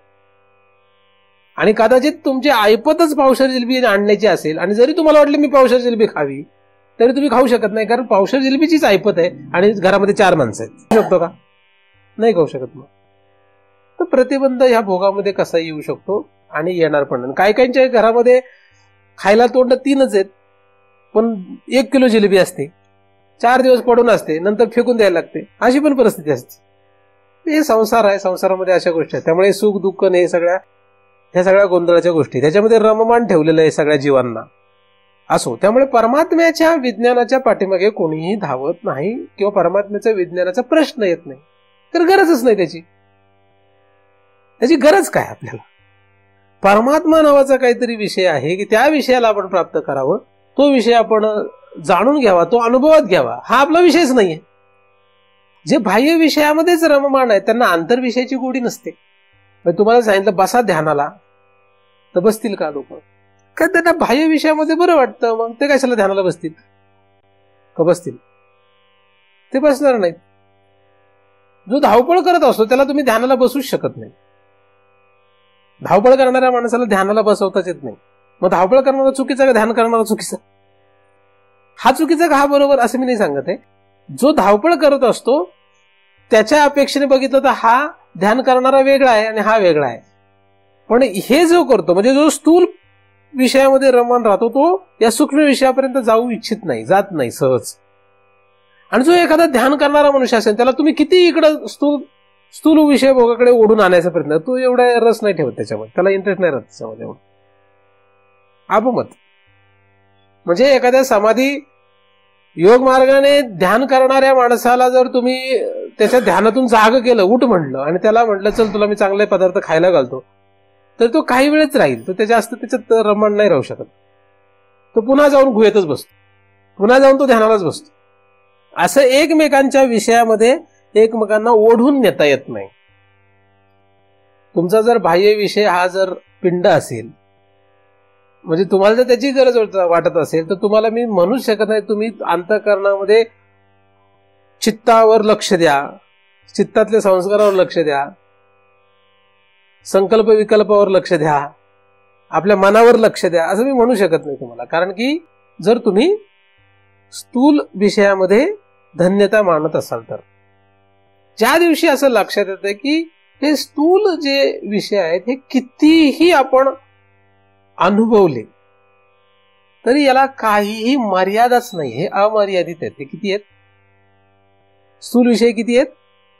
अमर्यादित आहे. म्हणून अमर्यादित असलेल्या या स्थूल विषयांमध्ये जो धन्यता मानत नाही, त्याच्यात रममाण होण्यामध्ये त्याला काही धन्यता वाटत नाही, तो जीव जो आहे ते मन जे आहे ते पुढे आतमध्ये जाण्याचा अधिकारी होतं. तिथपर्यंत ते अधिकारी होत नाही. याचा अर्थ त्याचं स्थूल विषय भोगणं बंद पडतं असं होत नाही, पण त्याच्यात त्याला धन्यता वाटत नाही, त्याच्यामध्ये रममान राहत नाही. मग होतं काय? मग तो स्थूल देहाने बाह्य विषय जरी भोगत असला, म्हणजे जीव मन आणि स्थूल देह त्यांच्याद्वारे तो बाह्य विषय जरी भोगताना दिसला तरी तो त्याच्यामध्ये रममान नसतो, कारण त्याच्यात धन्यता नाही हे त्याला लक्षात येतं. म्हणजे जेव्हा एखाद्या मनुष्याला ह्या बाह्य जगतामध्ये मजा वाटते, बाह्य जग हे त्याला कळलेलं नसतं अशा पद्धतीने, तेव्हा त्या जर मनुष्याला तुम्ही फिरायला कुठे घेऊन गेलं तर त्याला खूप आश्चर्य वाटतं, खूप मजा वाटते. हे दिल्ली गेट आहे, हे राजधानी आहे, हे निसर्ग सौंदर्य आहे, हे असं आहे तसं, त्याला खूप भारी वाटतं. त्याला खूप असं वाटतं की काय आपण करतोय आणि काय नाही. खुश होतो तो, एकदम खुश होऊन जातो. त्याच्याऐवजीच एखाद्याला जर हे लक्षात आलं की हे अमर्यादित विषय आहे, त्याच्यामध्ये काही विषय नाही, विशेष नाहीये, असं कळल्यानंतर तुम्ही पुन्हा त्याला जर ताजमहलाकडे घेऊन गेले, ताजमहल वाटत ठीक आहे, त्याला काही एवढं विशेष नाही वाटत. मग बाकीच्या काय अरसिक माणूस आहे, त्याला काय वाटतं, इतरांना काय वाटतं, मग अरसिक वाटतो. किंवा जो मनाने वैतागलेला आहे, जो मनातल्या विषयांमध्ये रममाण आहे, त्याला मनामध्ये असलेल्या यातना त्रास देतात, त्याला जरी ताजमहलकडे घेऊन गेलं तरी त्यालाही बरं वाटत नाही, त्याला ताजमहल पाहूनही काही वाटत नाही. माझ्या दोघांमध्ये फरक आहे. जो मनातल्या यातनांमुळे स्थूल प्रपंचामध्ये वैतागतो तो निराळा, आणि बोधामुळे हे कळून घेतल्यानंतर जो स्थूल प्रपंचापासून परावृत्त होतो, म्हणजे त्याला हे लक्षात आलेलं असतं की स्थूल प्रपंचाचं कितीही विज्ञान केलं तरी काही उपयोग नाहीये, स्थूल जगाचा कितीही अनुभव घेतला तरी काही उपयोग, त्याच्यामध्ये काही धन्यता मांडण्यासारखं कारण नाहीये. हे लक्षात आल्यानंतरही तो मनुष्य ताजमहल पाहायला गेला तर त्याला ताजमहल पाहिल्यानंतरही काही विशेष वाटत नाही. आणि मनाने वैतागलेला किंवा मनामध्ये जो रममान असतो यातनांमुळे, काहीतरी अडचणींमुळे, तो सुद्धा ताजमहल पाहायला आलेला तरी त्याला सुद्धा ताजमहल पाहण्यामध्ये काही रस नसतो. पण दोघांमध्ये काय आहे, फरक आहे. म्हणून साधू एखादा जिलेबी खात असेल तर साधूचं जिलेबी खाणं आणि डायबिटीस झालेल्या मनुष्याने जिलेबी खाणं या दोघांमध्ये काय फरक आहे. दोघांनाही खाऊन खात नाही असं आहे का, नाही. डायबिटीस झालेल्या मनुष्याला रोगामुळे ते खावं वाटत नाही, पण तो खातोय, त्याला यातना पुढे त्याचा भोग होणारच आहे. आणि साधूला त्यामध्ये रस राहिलेला नाही, त्यामुळे त्याचं जिलेबी खाणं हे न खाल्ल्यासारखं होऊन जातं. आता जर थोडा विषय बदलून जातो मग. आणि असा प्रवास करत करत, असा बोध घेत घेत जेव्हा तो जीव या पदार्थापर्यंत पोहोचतो, जो कोणी जीवापर्यंत पोहोचतो, आणि त्या जीवावर पोहोचल्यानंतर एका जीवाव्यतिरिक्त सूक्ष्म आणि स्थूल ह्या कुठल्याही विषयांमध्ये त्याला रममान होण्यामध्ये धन्यता वाटत नाही, तो त्याच्यामध्ये धन्यता मानत नाही, तो जीव श्रेष्ठ होऊन जातो. आणि असा जीव जो आहे तो खरं तर परमात्म्याचं विज्ञान करण्याच्या लायकीचा होतो. हा प्रवास जो आहे हा काही सहज नाही, यासाठी साधनांची अपेक्षा असते. पण ते साधनामध्ये रममान झाल्यामुळे साधनामध्ये सुद्धा विषय भोगवून जातो. उदाहरणार्थ भजन करायला लागल्यानंतर भजन हे वास्तविक साधन आहे जेणेकरून तो पुढे जावा. भजन एकासाठी पाहिजे, भगवंताचं भजन, टाळ, मृदंग, अभंग याच्याद्वारे तो भजन करून भगवंतापर्यंत जावा असं अपेक्षित आहे. तसं झालं तर चांगलं आहे, पण तो त्या विषयामध्ये गुरफटून जातो. कशात गुरफटतो, तो विषय जो आहे, म्हणजे त्या भजनामधला जो सात्विक आनंद आहे, सात्विक सुख जे आहे ते त्याच्या कानाला बरं वाटायला लागतं. म्हणजे त्याचे कान म्हणजे स्थूल देह, त्याचं मन आणि त्याचा जीव त्याच्यात गुरफटून राहतो. फक्त त्याचा विषय सात्विक विषय एवढंच. आणि पिक्चरचे गाणे ऐकणाऱ्यांचा कदाचित राजसी तामसी विषय एवढंच फरक आहे. मग तामसीपेक्षा राजसी बरा, राजसीपेक्षा सात्विक बरा एवढंच म्हणता येतं. पण हे तिघेही त्या विषयांमध्येच गुरफटलेले असतात, कारण तो त्याच्या पुढे जाऊ शकला नाही. मग एखादा जर याच्यावर वैराग्य निर्माण करेल, म्हणजे याच्यामध्ये रममान राहणार नाही, वैराग्य म्हणजे त्याच्यामध्ये रममान राहण्याची इच्छा नष्ट होणे, त्याच्याविषयी उदासीनता निर्माण होणे. मग ती भजनाविषयी असो का पिक्चरच्या गाण्याविषयी, दोन्ही विषयी चालते. आणि जर त्याच्याविषयी विरक्ती वैराग्य तयार होणार नसेल, मग ते पिक्चरची गाणी असले तरी फरक पडत नाही, आणि अभंग असला तरी फरक पडत नाही. आणि गुंतलेला असेल तर दोन्ही असूनही उपयोगच नाही. फक्त सत्व असल्यामुळे किंवा सात्विक विषय असल्यामुळे तो स्वर्गादी लोकाला प्राप्त होईल, तामसी असेल तर नरकादी लोकाला प्राप्त होईल, राजसी असेल तर मध्य लोकाला प्राप्त होईल, एवढाच फरक. पण फिरणार मात्र आहेत चक्रामध्ये. तर जीव जो आहे हा जीव कधी अधिकारी आहे, विज्ञाते परमात्मेनी, म्हणजे परमात्म्याचं विज्ञान करण्याचा तो कधी अधिकारी आहे याचा पार्श्वभूमी तुम्हाला मी याद्वारे सांगतो. विज्ञान हा शब्द जो आहे त्याला दोन प्रकारे विभागता येतं. विज्ञान म्हणजे विपरीत ज्ञान आणि विशेष ज्ञान. कसं विभागता येतं, विपरीत ज्ञान आणि विशेष ज्ञान. पण दोन्ही विज्ञानच आहे, आणि विज्ञान म्हणजे अनुभव. म्हणून विपरीत अनुभव आणि विशेष अनुभव असं आपण म्हणू शकतो. आता विपरीत अनुभव कशाला म्हणावं, विशेष अनुभव कशाला म्हणावं. विपरीत अनुभव म्हणजे ज्याच्यामुळे तुम्हाला पुन्हा पुन्हा चक्रात फिरावं लागेल, तो विपरीत आहे. विपरीत होईल त्याने काय होईल, ज्याने विपरीत होईल ते जे ज्ञान आहे, तो जो अनुभव आहे तो काय आहे, विपरीत आहे, किंवा तो जो आहे तो विज्ञान म्हणजे विपरीत ज्ञान आहे. आता ज्ञान आणि विज्ञानामधला फरक काय? कुठल्याही विषयाचं विज्ञान होण्यासाठी त्याचं ज्ञान असावं लागतं. म्हणजे कुठल्याही पदार्थाचा अनुभव घेण्यासाठी, भोग घेण्यासाठी तो पदार्थ माहिती असावा लागतो. त्याच्याशिवाय तो पदार्थाचा भोग होत नाही. तुम्हाला म्हटलं पाणी प्या, तर पाणी तुम्हाला माहित पाहिजे, तोंडाने प्यायचं हे माहित पाहिजे, तरच तुम्ही पाणी घेऊन तोंडाने पिऊ शकता. बरोबर का नाही? त्याच्याशिवाय तुम्हाला पाणी पिता येईल का? पाणी प्या म्हटल्यानंतर पाणी हा विषय माहित पाहिजे, कशाने प्यायचं ते तोंड माहित पाहिजे, तर आपल्याला तो विषय भोगता येतो. म्हणजे त्याचं ज्ञान असावं लागतं. तर कुठलाही भोग होण्यासाठी, कुठलाही विषय आपल्याला भोगण्यासाठी त्याचं ज्ञान असावं लागतं. मग ते ज्ञान जेव्हा फलीभूत होतं किंवा त्याचा अनुभव येतो तेव्हा त्याला विज्ञान असं म्हणतात. ज्ञानच विज्ञानाला परिणाम पावतं. ज्ञानच काय होतं? ज्ञानाचंच विज्ञान होऊन जातं. मग ज्ञानाचं विज्ञान झालं, पण त्या विज्ञानाने म्हणजेच त्या ज्ञानाने किंवा त्या ज्ञान आणि विज्ञानाने जर तुमचं नुकसान होणार असेल तर ते विपरीत आहे. मग नुकसान कशाला म्हणावं? एका भगवंताच्या प्राप्ती व्यतिरिक्त आपण सगळं नुकसान मानतो, विपरीत मानतो. म्हणून जे काही भगवंताचं ज्ञान करून देत नाही, जे काही भगवंताचा अनुभव करून देत नाही, म्हणजे विज्ञान करून देत नाही, ते विपरीत आहे. आता त्याचा आपण अर्थ करू शकतो. ठीक आहे. आता विशेष, आता उलट करावं. आता विशेष म्हणजे काय? विशेष ज्ञान. ज्या ज्ञानाने तुमचं विपरीत काहीच होणार नाही, ते विशेष आहे. ते काय? ते विशेष आहे, म्हणजे वेगळं आहे काहीतरी. विशेष म्हणजे वेगळं. विशेष शब्दाचा अर्थ काय होतो? साधारण वेगळं आहे ते, ज्याने तुमचं काहीही वाटोळं होणार नाही. सोप्या भाषेत त्याला विशेष म्हणावं. मग जे ज्ञान आपलं काही वाटोळं करणार नाही. वाटोळं म्हणजे काय? अनंत जन्म, अनंत प्रकारच्या शरीरामध्ये फिरत राहणं हे वाटोळं आहे. पुनरपि जनन पुनरपि मरणम पुनरपि जननी जठरे शयनम हे वाटोळं आहे. हे वाटोळं होत देत नसेल ते जे ज्ञान असेल ते काय? विशेष आहे. आणि त्या ज्ञानाचं विज्ञान झालं तर तो विशेष या शब्दाने गृहीत असलेलं विज्ञान आहे. ठीक आहे. म्हणून तुम्हाला विपरीत ज्ञान आणि विपरीत विज्ञान पाहिजे का विशेष ज्ञान आणि विशेष विज्ञान पाहिजे, हे कोण ठरवावं लागणार? हे ज्याचं त्याला ठरवावं लागेल. विशेष ज्ञान आणि विशेष विज्ञान हे भगवंतात आहे, म्हणजे परमात्म्यात आहे. विपरीत ज्ञान आणि विपरीत विज्ञान हे त्या व्यतिरिक्त सगळ्यात आहे, भगवंता व्यतिरिक्त. म्हणून दोन वेगवेगळे विषय तयार होतात. दोन वेगवेगळे विषय तयार होतात.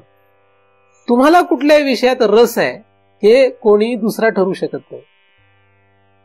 साधारणपणे हे साधन केले की पुढे पुढे सरकतो असं वाटतं. म्हणजे तामसी माणसाने काही राजसी साधनं केली तर तो तमोगुणातून बाहेर पडतो. राजसी माणसाने सात्विक साधनं केली तर तो सत्वगुणात पोहोचतो, म्हणजे रजगुणातून बाहेर पडतो. आणि सात्विक माणसाने सात्विक साधनं जर टिकून ठेवली तर तो गुणातीत होतो, म्हणजे तो भगवंताकडे जाऊ शकतो असं साधारणपणे दिसतं. पण याचा अर्थ असंच होईल असं म्हणता येत नाही. राजसी मनुष्य तमोगुणातही जाऊ शकतो, तामसी मनुष्य सत्वगुणातही जाऊ शकतो, सात्विक मनुष्य तमोगुणातही जाऊ शकतो, सात्विक मनुष्य रजगुणातही जाऊ शकतो. मग तो कुठेही कसाही जाऊ शकतो, ते काही सांगता येत नाही. म्हणून या विषयांमध्ये लक्ष देण्यापेक्षा, यांचं विज्ञान करत बसण्यापेक्षा भगवंताचं विज्ञान करणं कधीही चांगलं, परमात्म्याचं विज्ञान करणंही कधीही चांगलं. मग परमात्म्याचं विज्ञान करण्याचा अधिकारी कोण आहे? तो फक्त एक आहे, जीव. कधी आहे? जीव हा सुद्धा विपरीत ज्ञान आहे. तो झाला, तो अर्थ आपण एक माहिती म्हणून सांगितला. पुन्हा आपल्या पहिल्या विषयावर येऊ आपण. तर परमात्म्याचं विज्ञान करण्याचा अधिकारी फक्त जीव आहे. कुठला जीव आहे अधिकारी?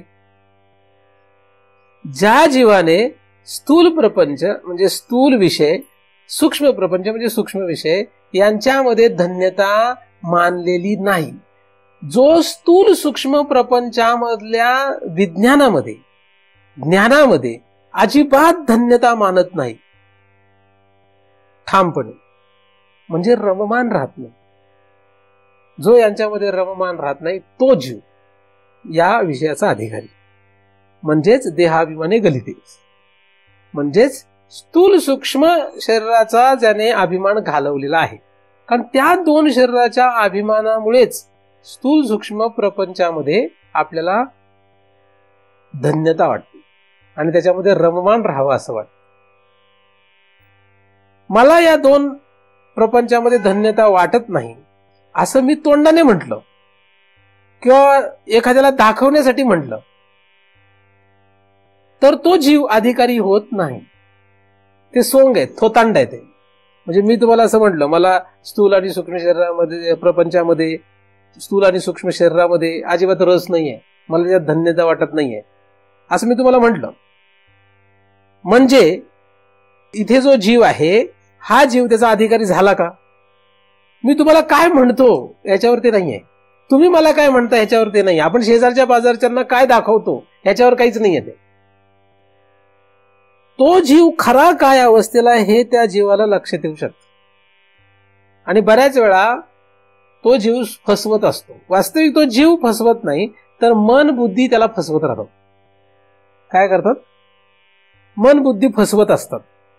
जीव फसवत नसतो, म्हणजे कुठलाही जीव तसं बघितलं तर फसवत नाही, पण त्या जीवाला मन बुद्धी शरीर फसवत राहतं. म्हणजे त्या जीवाला ह्या दोघांमध्ये रस नाहीये, त्याच्यात धन्यता त्यांना वाटत नाही. स्थूल सूक्ष्म प्रपंचामध्ये विषयामध्ये त्या जीवाला धन्यता वाटत नाही. असं त्या जीवाला कोण फसू शकतं? बुद्धी फसू शकते, मन फसू शकतं, शरीर पण फसू शकतं. कसं? उदाहरणार्थ स्थूल शरीरावर एखादा असा कपडा घातला, पांढरा कपडा, भगवा कपडा, महाराज सारखे कपडे. आता महाराज सारखे कपडे घातल्यामुळे लोकांना काय वाटतं? लोकांना वाटतं यांना आता वैराग गेलं, जगाचं त्यांना काही भोग भोगण्याची इच्छा नाही, म्हणजे स्थूल प्रपंचामध्ये त्यांना काही रस नाही असं वाटतं. आता माझ्याकडे पाहिलं तर वाटतंय का नाही? मग बाकीचे लोक समजा तसे म्हणू लागलेत किंवा नाही म्हटले तरी सुद्धा मलाच ही अशी कपडे घातल्यामुळे मलाच म्हणजे जीवालाच असं वाटू लागतं की अरे आपण ह्याच्यात आपल्याला काही रस नाहीये, कारण आता आपण महाराज आहे ह्याच्यामुळे वाटायला लागतं. म्हणजे हे जे आहेत हे त्या जीवाला फसवत राहतं. असं असतं का खरं? म्हणजे भगवे कपडे घातणारा प्रत्येक मनुष्य किंवा महाराजाचे कपडे घातलेला प्रत्येक मनुष्य म्हणजे त्यातला आतला जो जीव आहे तो जीव स्थूल प्रपंचात धन्यता मानत नाही असं असतं का? असं अजिबात नाही, असं काही सांगता येत नाही. ते काय झालं, हे त्याला फसवतात, स्थूल पदार्थ त्याला फसवतात. आणि काही असे कपड्यांमध्ये फसलेले आहेत, कपडे, ठिकाण, काही ठिकाणात फसलेले असतात. त्यांना असं वाटतं की आपण आश्रमात राहिलो म्हणजे स्थूल प्रपंचापासून परांगमुख झालेलो आहे, स्थूल विषयांपासून आपण बाजूला गेलेलो आहे, आपल्याला त्यात धन्यता वाटत नाही. असं नाही. आश्रमात जरी राहिला एखादा तरी तो स्थूल विषयांमध्ये रममाण असू शकतो. भगवे कपडे घातले तरी तो स्थूल विषयामध्ये रममाण असू शकतो. त्यामुळे असं तुम्ही काहीही माप लावू शकत नाही की हा आश्रमात आहे म्हणून आता मुक्त झाला किंवा हा घरात राहतो म्हणून तो मुक्त होणार नाही, असं काहीच नाही. तो घरात राहो का आश्रमात राहो, कपडे भगवे घालो का साधारण घालो, कपडे घालोत का न घालोत, असं त्याच्यावर माप लावता येत नाही. याचा अर्थ हे चुकीचं आहे हे बरोबर आहे असंही नाही, किंवा हे बरोबर आहे ते चुकीचं आहे असंही नाही. ही फसवणूक केली जाते त्या जीवाची. जसं दुसऱ्याच्या मागून आणलेले दागिने जेव्हा घालून आपण लग्नात जातो तेव्हा आपणच श्रीमंत आहे असल्यासारखं आपल्याला वाटायला लागतं. होतं का नाही असं? तुम्ही किती लोकांनी अनुभव घेतला माहित नाही. दुसऱ्याच्या वस्तू जेव्हा आपण आणतो भाड्याने किंवा उधारीवर किंवा उसन्या, तेव्हा आपणच श्रीमंत आहे असं वाटायला लागतं. म्हणजे उदाहरणार्थ दुसऱ्याची, आपण आता एवढी परिस्थिती नाही, पूर्वी फार परिस्थिती होती. पूर्वी दुसऱ्याची 2 व्हीलर पण आणायची म्हणजे फार मोठी अवघड गोष्ट आहे. पण दुसऱ्याची आपण 4 व्हीलर जरी आणली आणि घेऊन गेलो कुठे कोणाच्या तरी घरी, आपल्या नातेवाईकांच्या घरी दुसऱ्याची घेऊन, तर तेवढ्या काळापुरतं आपणच असे श्रीमंत आहेत, आपलीच ती गाडी आहे असं वाटायला लागायचं. असं बळच वाटायला लागतं. ते जे विषय आहेत हे याला जीवाला काय करतात, फसवतात. हे जसं आहे व्यवहारामध्ये तसंच परमार्थामध्ये पण असतं. जसं स्थूल विषयांचं आहे, स्थूल पदार्थांचं, तसं सूक्ष्म विषयांचं, सूक्ष्म पदार्थांचं पण आहे. बुद्धीला जर तुम्ही ज्ञानेश्वरीचं खाद्य दिलं, ज्ञानेश्वरीमध्ये जे उत्कृष्ट बोध आहे ते तुम्ही वाचले, बुद्धीने ते घेतले, मग त्याच्यामध्ये जर समजा असं लिहिलेलं आहे की अहम निर्विकल्पो निराकार रूपो, समजा असं आपल्याला वाचलं, अशा संबंधित ओव्या किंवा अशा संबंधित आपण मंत्र वाचले ग्रंथांमध्ये, तर आपल्याला असं वाटतं की अहम निर्विकल्प आहे. मग आपल्याला वाटतं अरे आपण ते निराकार रूप आहे आपण, आणि मग ती बुद्धी त्याला फसवत राहते जीवाला. असं स्थूल किंवा सूक्ष्म हे दोघंही या जीवाला फसवू शकतात आणि जीवाला भ्रम निर्माण करू शकतात. पण हा जो भ्रम असतो तो जास्त काळ टिकत नसतो कधीही. म्हणून मी बऱ्याच वेळा लोकांना सांगत असतो, कोणी किती काही जरी थोतांड किंवा सोंग धरलं तरी तो स्वतःला म्हणजे त्या जीवाला फसवू शकत नाही. म्हणजे एखाद्याला किती त्याच्या बुद्धीने सांगितलं की अहम निर्विकल्पो निराकार रूपो असं जरी त्याला सांगितलं तरी त्याला एक वेळ अशी येते की काहीतरी कारणाने त्याला लक्षात असं काही नाहीये, आणि मग तो ढासळतो. थोड्या वेळापुरता का होईना ढासळतो. काय होतं, कारण त्याला त्याची खरी स्थिती लक्षात येते. म्हणून फसवणूक जगामध्ये भगवंताला कोणीच फसवू शकत नाही. तुम्ही नाही, मी पण नाही, आपण कोणीच फसवू शकत नाही. मग एक तर प्रकृती त्याला वठणीवर आणेल, म्हणजे बाह्य जगतच त्याला वठणीवर आणेल, किंवा त्याचं स्थूल शरीर त्याला वठणीवर आणेल, किंवा सूक्ष्म शरीर वठणीवर, कोणीतरी त्याला सरळ करून टाकतो परत.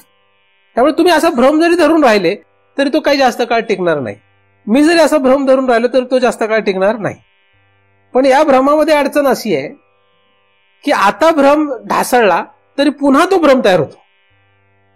म्हणजे काही कारणाने जर आपला हा भ्रम ढासळला, मला जर असं वाटत असेल मी म्हणजे जो जीव आहे तो अहम आहे, तो निर्विकल्प आहे, निराकार आहे, असं जर मला वाटलं आणि तो भ्रमाने मी तसं जगत असेल, म्हणजे बुद्धीच्या सांगण्यावर तसं असेल, तर मी असं जगामध्ये तसं मिरवेल. पण मग एखादी वेळ अशी येते की ते ढासळतं, मग लक्षात अरे असं काही नाहीये, मग म्लान होतो, म्लान वदन होतं त्याचं, मग ढासळतो म्हणजे डगमगतो. पण मग पुन्हा ही अवस्था सुद्धा जास्त काळ राहत नाही. मग काही वेळाने पुन्हा स्थिर होतो. म्हणजे आजारी आपण पडलो तर किती वेळ आजारी पडतो, कुठलाही मनुष्य किती वेळ आजारी पडतो, जन्माला आल्यापासून मरेपर्यंत आजारीच. असं कधी होतं का? कधीही होत नाही. आजारी किती वेळ राहतो? तुम्ही आजारी झालेल्या माणसाकडे जा, तुम्हाला लक्षात येईल तो त्याचा काय झालेला असतो, गहाळ झालेला असतो. म्हणजे त्याच्यातली शक्ती सगळी गेलेली असते, आणि मग त्याला तुम्ही काही म्हणा, तो बोलण्याच्याही लायकीचं राहिलेलं नसतो, कशाच्याच लायकीचं नाही, इतका गहाळ झालेला असतो. पण तेच तुम्ही तो बरा झाल्यानंतर परत जा बरं त्याच्याकडे, मग तुम्ही गप्प बसा, तो इतका बोलतो, इतका काय काय करतो, आपल्याला तो हाच येतो. म्हणजे आजारपणाचं त्याच्याकडे गेले तर असं वाटतं अरे किती दयनीय अवस्था आहे, आणि पुन्हा तो बरा झाल्यानंतर गेला तर वाटतो अरे काय माणूस आहे. मग तो पुन्हा आजारी पडणार नाहीये का? पुन्हा काहीतरी गाळ घालायला दिसणार आहे. हे चक्र आहे, आजारी बरा, आजारी बरा, आजारी बरा. हे जसं व्यवहारात आहे तसंच परमार्थामध्ये पण आहे. तो जीव जो आहे त्या जीवाला स्थूल प्रपंच, सूक्ष्म प्रपंच, म्हणजे स्थूल आणि सूक्ष्म जे विषय आहेत हे त्याला असे कधी कधी म्हणतात वाह भारीच आहे, कधी कधी म्हणतात अरे काहीच नाही, चांगलंच आहे काहीच नाहीये, चांगलंच आहे काहीच नाही, असं त्याला गुरफटत राहतो आणि तो त्याच्यामध्ये गुरफटून जातो. अशी माया आहे, अशी फसवणूक आहे. आणि हे लक्षात आलं की मग त्याला काय होत नाही, मग तो एवढा अस्थिर होत नाही. हे लक्षात आल्यानंतर म्हणजे ज्या माणसाला कळतं की आज जरी मी धडधाकट आहे तरी उद्या सांगता येत नाही मी आजारी पडू शकतो, आणि ज्याला जो आजारी असतो त्याला माहिती आज जरी मी आजारी तरी उद्या मी मात्र धडधाकट असणार आहे. त्यामुळे आजारपणामध्ये आणि धडधाकट असणार दोन्ही वेळेस तो स्थिर असतो. आजारपणामध्ये जास्त रडतो कोण, परेशान कोण होतो, ज्याला असं वाटतं की मी आजारीच पडायला नाही पाहिजे, बरोबर का? पण ज्याला माहित आहे की आज आजारी आहे, उद्या बरं होणार आहे, आणि उद्या बरं आहे तर परवा आजारी पडणार, याचं काही सांगता येत नाही, किती वेळ हे सांगता येत नाही, हे कळलं की त्याला काही यातना होत नाही तेवढ्या. तसं बुद्धीने मला जीवाला काहीही म्हणू, बुद्धी आज असं म्हणते तर उद्या तसं म्हणेल, हे लक्षात घेतलं पाहिजे. म्हणजे बुद्धी ज्ञानेश्वरी वाचल्यानंतर बुद्धी म्हणते अहम निर्विकल्प निराकार रूप, उद्या तेच ज्ञानेश्वरी वाचता आली नाही, बायका मुलाच्या संसारात रममाण झाला की तेच वाटतं अरे आपण काहीच नाही, फार दयनीय अवस्था आहे. म्हणजे हा बुद्धीचा खेळ आहे, बुद्धी फसवते. आज तुम्ही चिंतनात आले म्हणजे तुम्हाला असं खूप परमार्थ करतोय असं वाटेल, बरोबर का नाही, वाटतंय का नाही? आता असं वाटतंय काहीतरी आपण खूप परमार्थ करतोय. किंवा तुम्ही सप्त्यात आले, एक आठवडा सप्त्यामध्ये राहिले, किंवा पंढरपूरला गेले, वाटतं ना आपण खूप परमार्थ करतोय. तेच उद्या तुम्ही परमार्थ सोडून मुंबईला जावा किंवा कुठेतरी पिकनिकला जा, तुम्हाला तिकडे रममाण झालं तर एक वेळ तिथे गेल्यानंतर वाटेल अरे आपलं परमार्थ राहिला, काहीतरी करायला गेलं होता, मग परत ज्ञानेश्वरी घेऊन वाचायला, असं होतं ना. मग हा कोणाचा खेळ आहे? हा बुद्धीचा खेळ आहे. बुद्धी किंवा त्या पदार्थांचा खेळ असतो. म्हणजे आपल्याला इथं चितपट केलेलं आहे त्याने, म्हणून असा जीव लायकीचा नाहीये, असा जीव लायकीचा नाही. ज्ञानेश्वरी वाचली म्हणजे आणि ज्ञानेश्वरी नाही वाचली म्हणजे दोन्ही वेळेस आपल्या बुद्धीने आपल्या जीवाला फसवलं नाही पाहिजे. कारण जेव्हा जेव्हा आपण आपली बुद्धी लावून ज्ञानेश्वरी वाचू, त्यातले अर्थ वाचू, तेव्हा आपल्याला असं वाटेल की मी खूप उत्कृष्ट आहे, मी असा आहे, मी तसा आहे, असं वाटेल. आणि जेव्हा हे बंद पडेल तेव्हा आपल्याला वाटेल अरे आपण दयनीय आहोत, आपण संसारी आहोत, आपण अडकलेलो आहोत, जीव आहोत, आपली परिस्थिती खराब आहे असं वाटेल. म्हणजे हे कोणाचा धोका आहे? हा बुद्धीने केलेली फसवणूक आहे. परमार्थ ते असे असते, व्यवहार ते असे असते. तर असा जीव मात्र या परमार्थाचा, या विज्ञाते परमात्मेनी या विषयाचा अधिकारी नाहीये. तर तुम्हाला काय करावं लागेल? आता तुम्हाला पहिलं ठरवावं लागेल तुम्हाला कुठल्या विषयात रस आहे. काय ठरवावं लागेल? कुठल्या विषयात रस आहे. मग कुठल्या विषयात रस ठेवायचं का नाही कशावर अवलंबून असतं, त्या विषयाची मर्यादा लक्षात घेण्यात आहे. म्हणजे ते किती आहेत आणि आपण किती करणार आहेत, किती विज्ञान करू शकतो आपण, कितीही शोधा, कितीही लांब जा, त्रिलोक जरी फिरलं तरी कमीच पडणार आहे. म्हणून स्थूल विषयामध्ये काही धन्यता नाही. मग एखादा म्हणाला बघून तर घेतो, काय एखादं वाटू शकतं बघून तर घेतो जिथपर्यंत हातपाय धड आहेत तिथपर्यंत, म्हणजे जिथपर्यंत सर्व शाबूत आहे इंद्रिय वगैरे तिथपर्यंत सगळं बघून घेतो असं एखादा म्हणत असेल तर तो शहाणा नव्हे, तो काही शहाणा नव्हे. जिथपर्यंत मन स्थिर आहे तिथपर्यंत सगळं बघून घेतो सूक्ष्म भोग, तोही काही शहाणा नव्हे. हे सगळे धडधाकट असतानाच ह्या विषयांमध्ये जो विरक्ती ठेवतो, म्हणजे त्याला याच्यामध्ये धन्यता वाटत नाही, हा निर्णय जो करू शकतो तो पुढे जाऊ शकतो.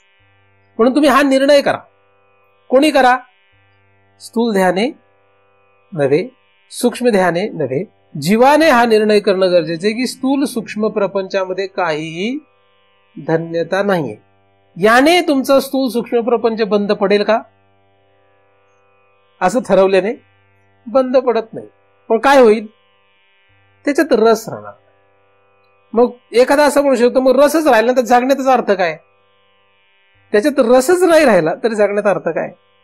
मग निरस झालं असं एखाद्याला वाटू शकतो. पण कशाच्या तरी प्राप्तीसाठी काहीतरी निरस झाल्याने काही फरक पडत नाही. भगवंताच्या प्राप्तीच्या इच्छेने जगतामध्ये निरसता निर्माण झाली, वैराग्य विरक्ती निर्माण झाली तर काय हरकत नाही, नाही का? आणि हेतू त्याचा तो जर असेल तर, कारण कशाच्या तरी साठी कशामध्ये तरी त्याचा रस नष्ट होऊ शकतो.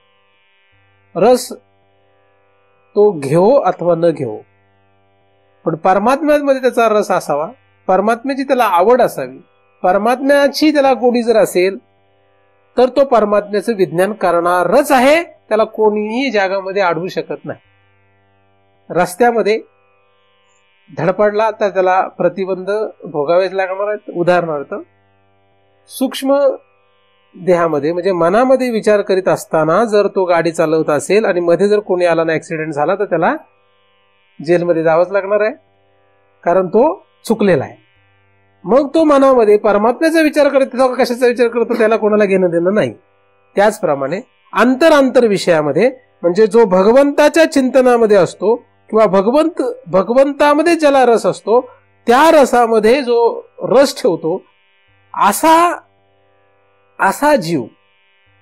जीव जेव्हा समाजामध्ये जगतो तेव्हा कुठे ऍक्सिडेंट होईल किंवा कुठे होणार नाही हे काही सांगता येत नाही.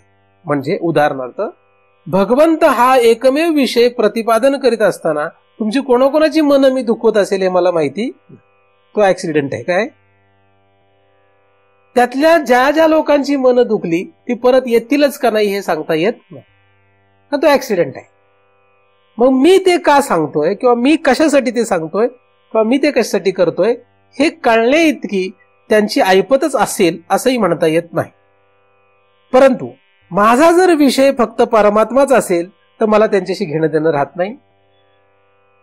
माझा जर परमात्मा विषय असेल तर अशा कुठल्याही गोष्टींना भीक घालण्याची त्याला गरज वाटत नाही. माझं म्हणजे कुठलाही असा जीव जो परमात्म्यामध्ये रस ठेवतो त्याला अशा कसल्याही गोष्टींमध्ये तसा रस राहत नाही. म्हणून आई, बाप, भाऊ, बहीण, समाज, बायको, मुलगा, पैसा ह्या कशामध्येही त्याला धन्यता वाटत नाही. ते आपोआप त्याचा रस नष्ट होतो. आणि यांच्यामध्ये जर धन्यता वाटत असेल तर त्याला परमात्म्यात धन्यता वाटत नाहीये हे काही वेगळं सांगायची गरज पडत नाही. असो, हा विषय जरी सूक्ष्म आणि अवघड असला तरी सुद्धा आपल्याला प्राप्त असलेल्या आणि आपल्याला इष्ट वाटणाऱ्या साधनांमध्ये तुम्ही जर निष्काम भाव ठेवला आणि अत्यंत पवित्र भावाने तुम्ही तुमचं साधन उपलब्ध असेल ते केलं तर तुम्ही पुढे पुढे जाऊ शकता. पण त्यामध्ये काय पाहिजे? निष्कामता पाहिजे आणि पवित्र भाव पाहिजे. पवित्र भाव हा फक्त एकाच गोष्टीमध्ये असतो, त्या भावामध्ये त्या साधनामध्ये भगवत प्राप्ती व्हावी या दृष्टीने ते साधन करावं. म्हणजे भजन भगवंतासाठी केलं तर भजन उपयोगाला येईल. शेजारच्यांना पाजारच्यांना ऐकण्याला बरं वाटावं म्हणून तुम्ही भजन करू लागले, त्याने हा राग गायला म्हणून मी हा राग गातो, त्याने असा आवाज वरपट्टीला नेला म्हणून मी त्याच्यापेक्षा पुढे जातो, असल्या विचित्र भावनेने भजन करत असणाऱ्यांना कधीही भगवंत प्राप्त होत नाही. भगवंत प्राप्त त्यावेळेस होऊ शकतो, या इतर साधनापासूनही तो पुढे जाऊ शकतो जर तो भगवंतासाठी ते साधन करेल. तर आपलं कुठलंही साधन असो, आपण करत असलेलं साधन त्या साधनामध्ये आपला हेतू भगवंत आहे यासाठी आपण प्रयत्न करावा. तो जो प्रयत्न केला तर आपलं साधन आपल्याला पुढे घेऊन जाऊ शकतं. अन्यथा आपण तिथून कदाचित माघारी पण जाऊ शकतो किंवा त्या साधनावर रममाण राहू शकतो. विज्ञाते परमात्म्याने हा आपला प्रमुख विषय आहे. इथपर्यंत येण्यासाठी गरजेचा अधिकारी असणारा जो जीव आहे तो कसा असतो याच्याविषयी आपण माहिती घेतलेली आहे. विज्ञान म्हणजे काय याचाही विचार आपण केलेला आहे. पुढे आपण या विषयामध्ये पुढे कसं तो जीव गती करू शकतो याचा अभ्यास करणार आहोत. जे काही चिंतन झालं ते परमपूज्य सद्गुरू अनाप महाराज यांच्या चरणी अर्पण करतो आणि येथेच पूर्ण विराम देतो.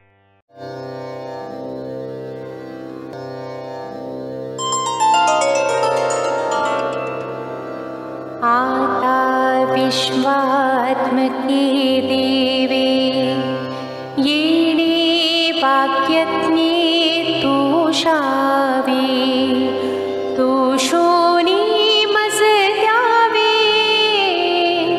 फसाय दान हे जे खळांची व्यंकटी सांडो तया सत्कर्मी रते वाढो भूता परस्परे पडो मैत्र जीवांचे दुरितांचे तिमिर जावो विश्व स्वधर्म सूर्ये पाहो जो जे वांछिल तो ते लाहो प्राणी जात वर्षत सकळ मंगळी ईश्वर निष्ठांची मादियाडी अनवरत भूमंडळी भेटतो भूता चला कल्पतरूंचे आरव चेतना चिंतामणीचे गाव बोलते जे अर्णव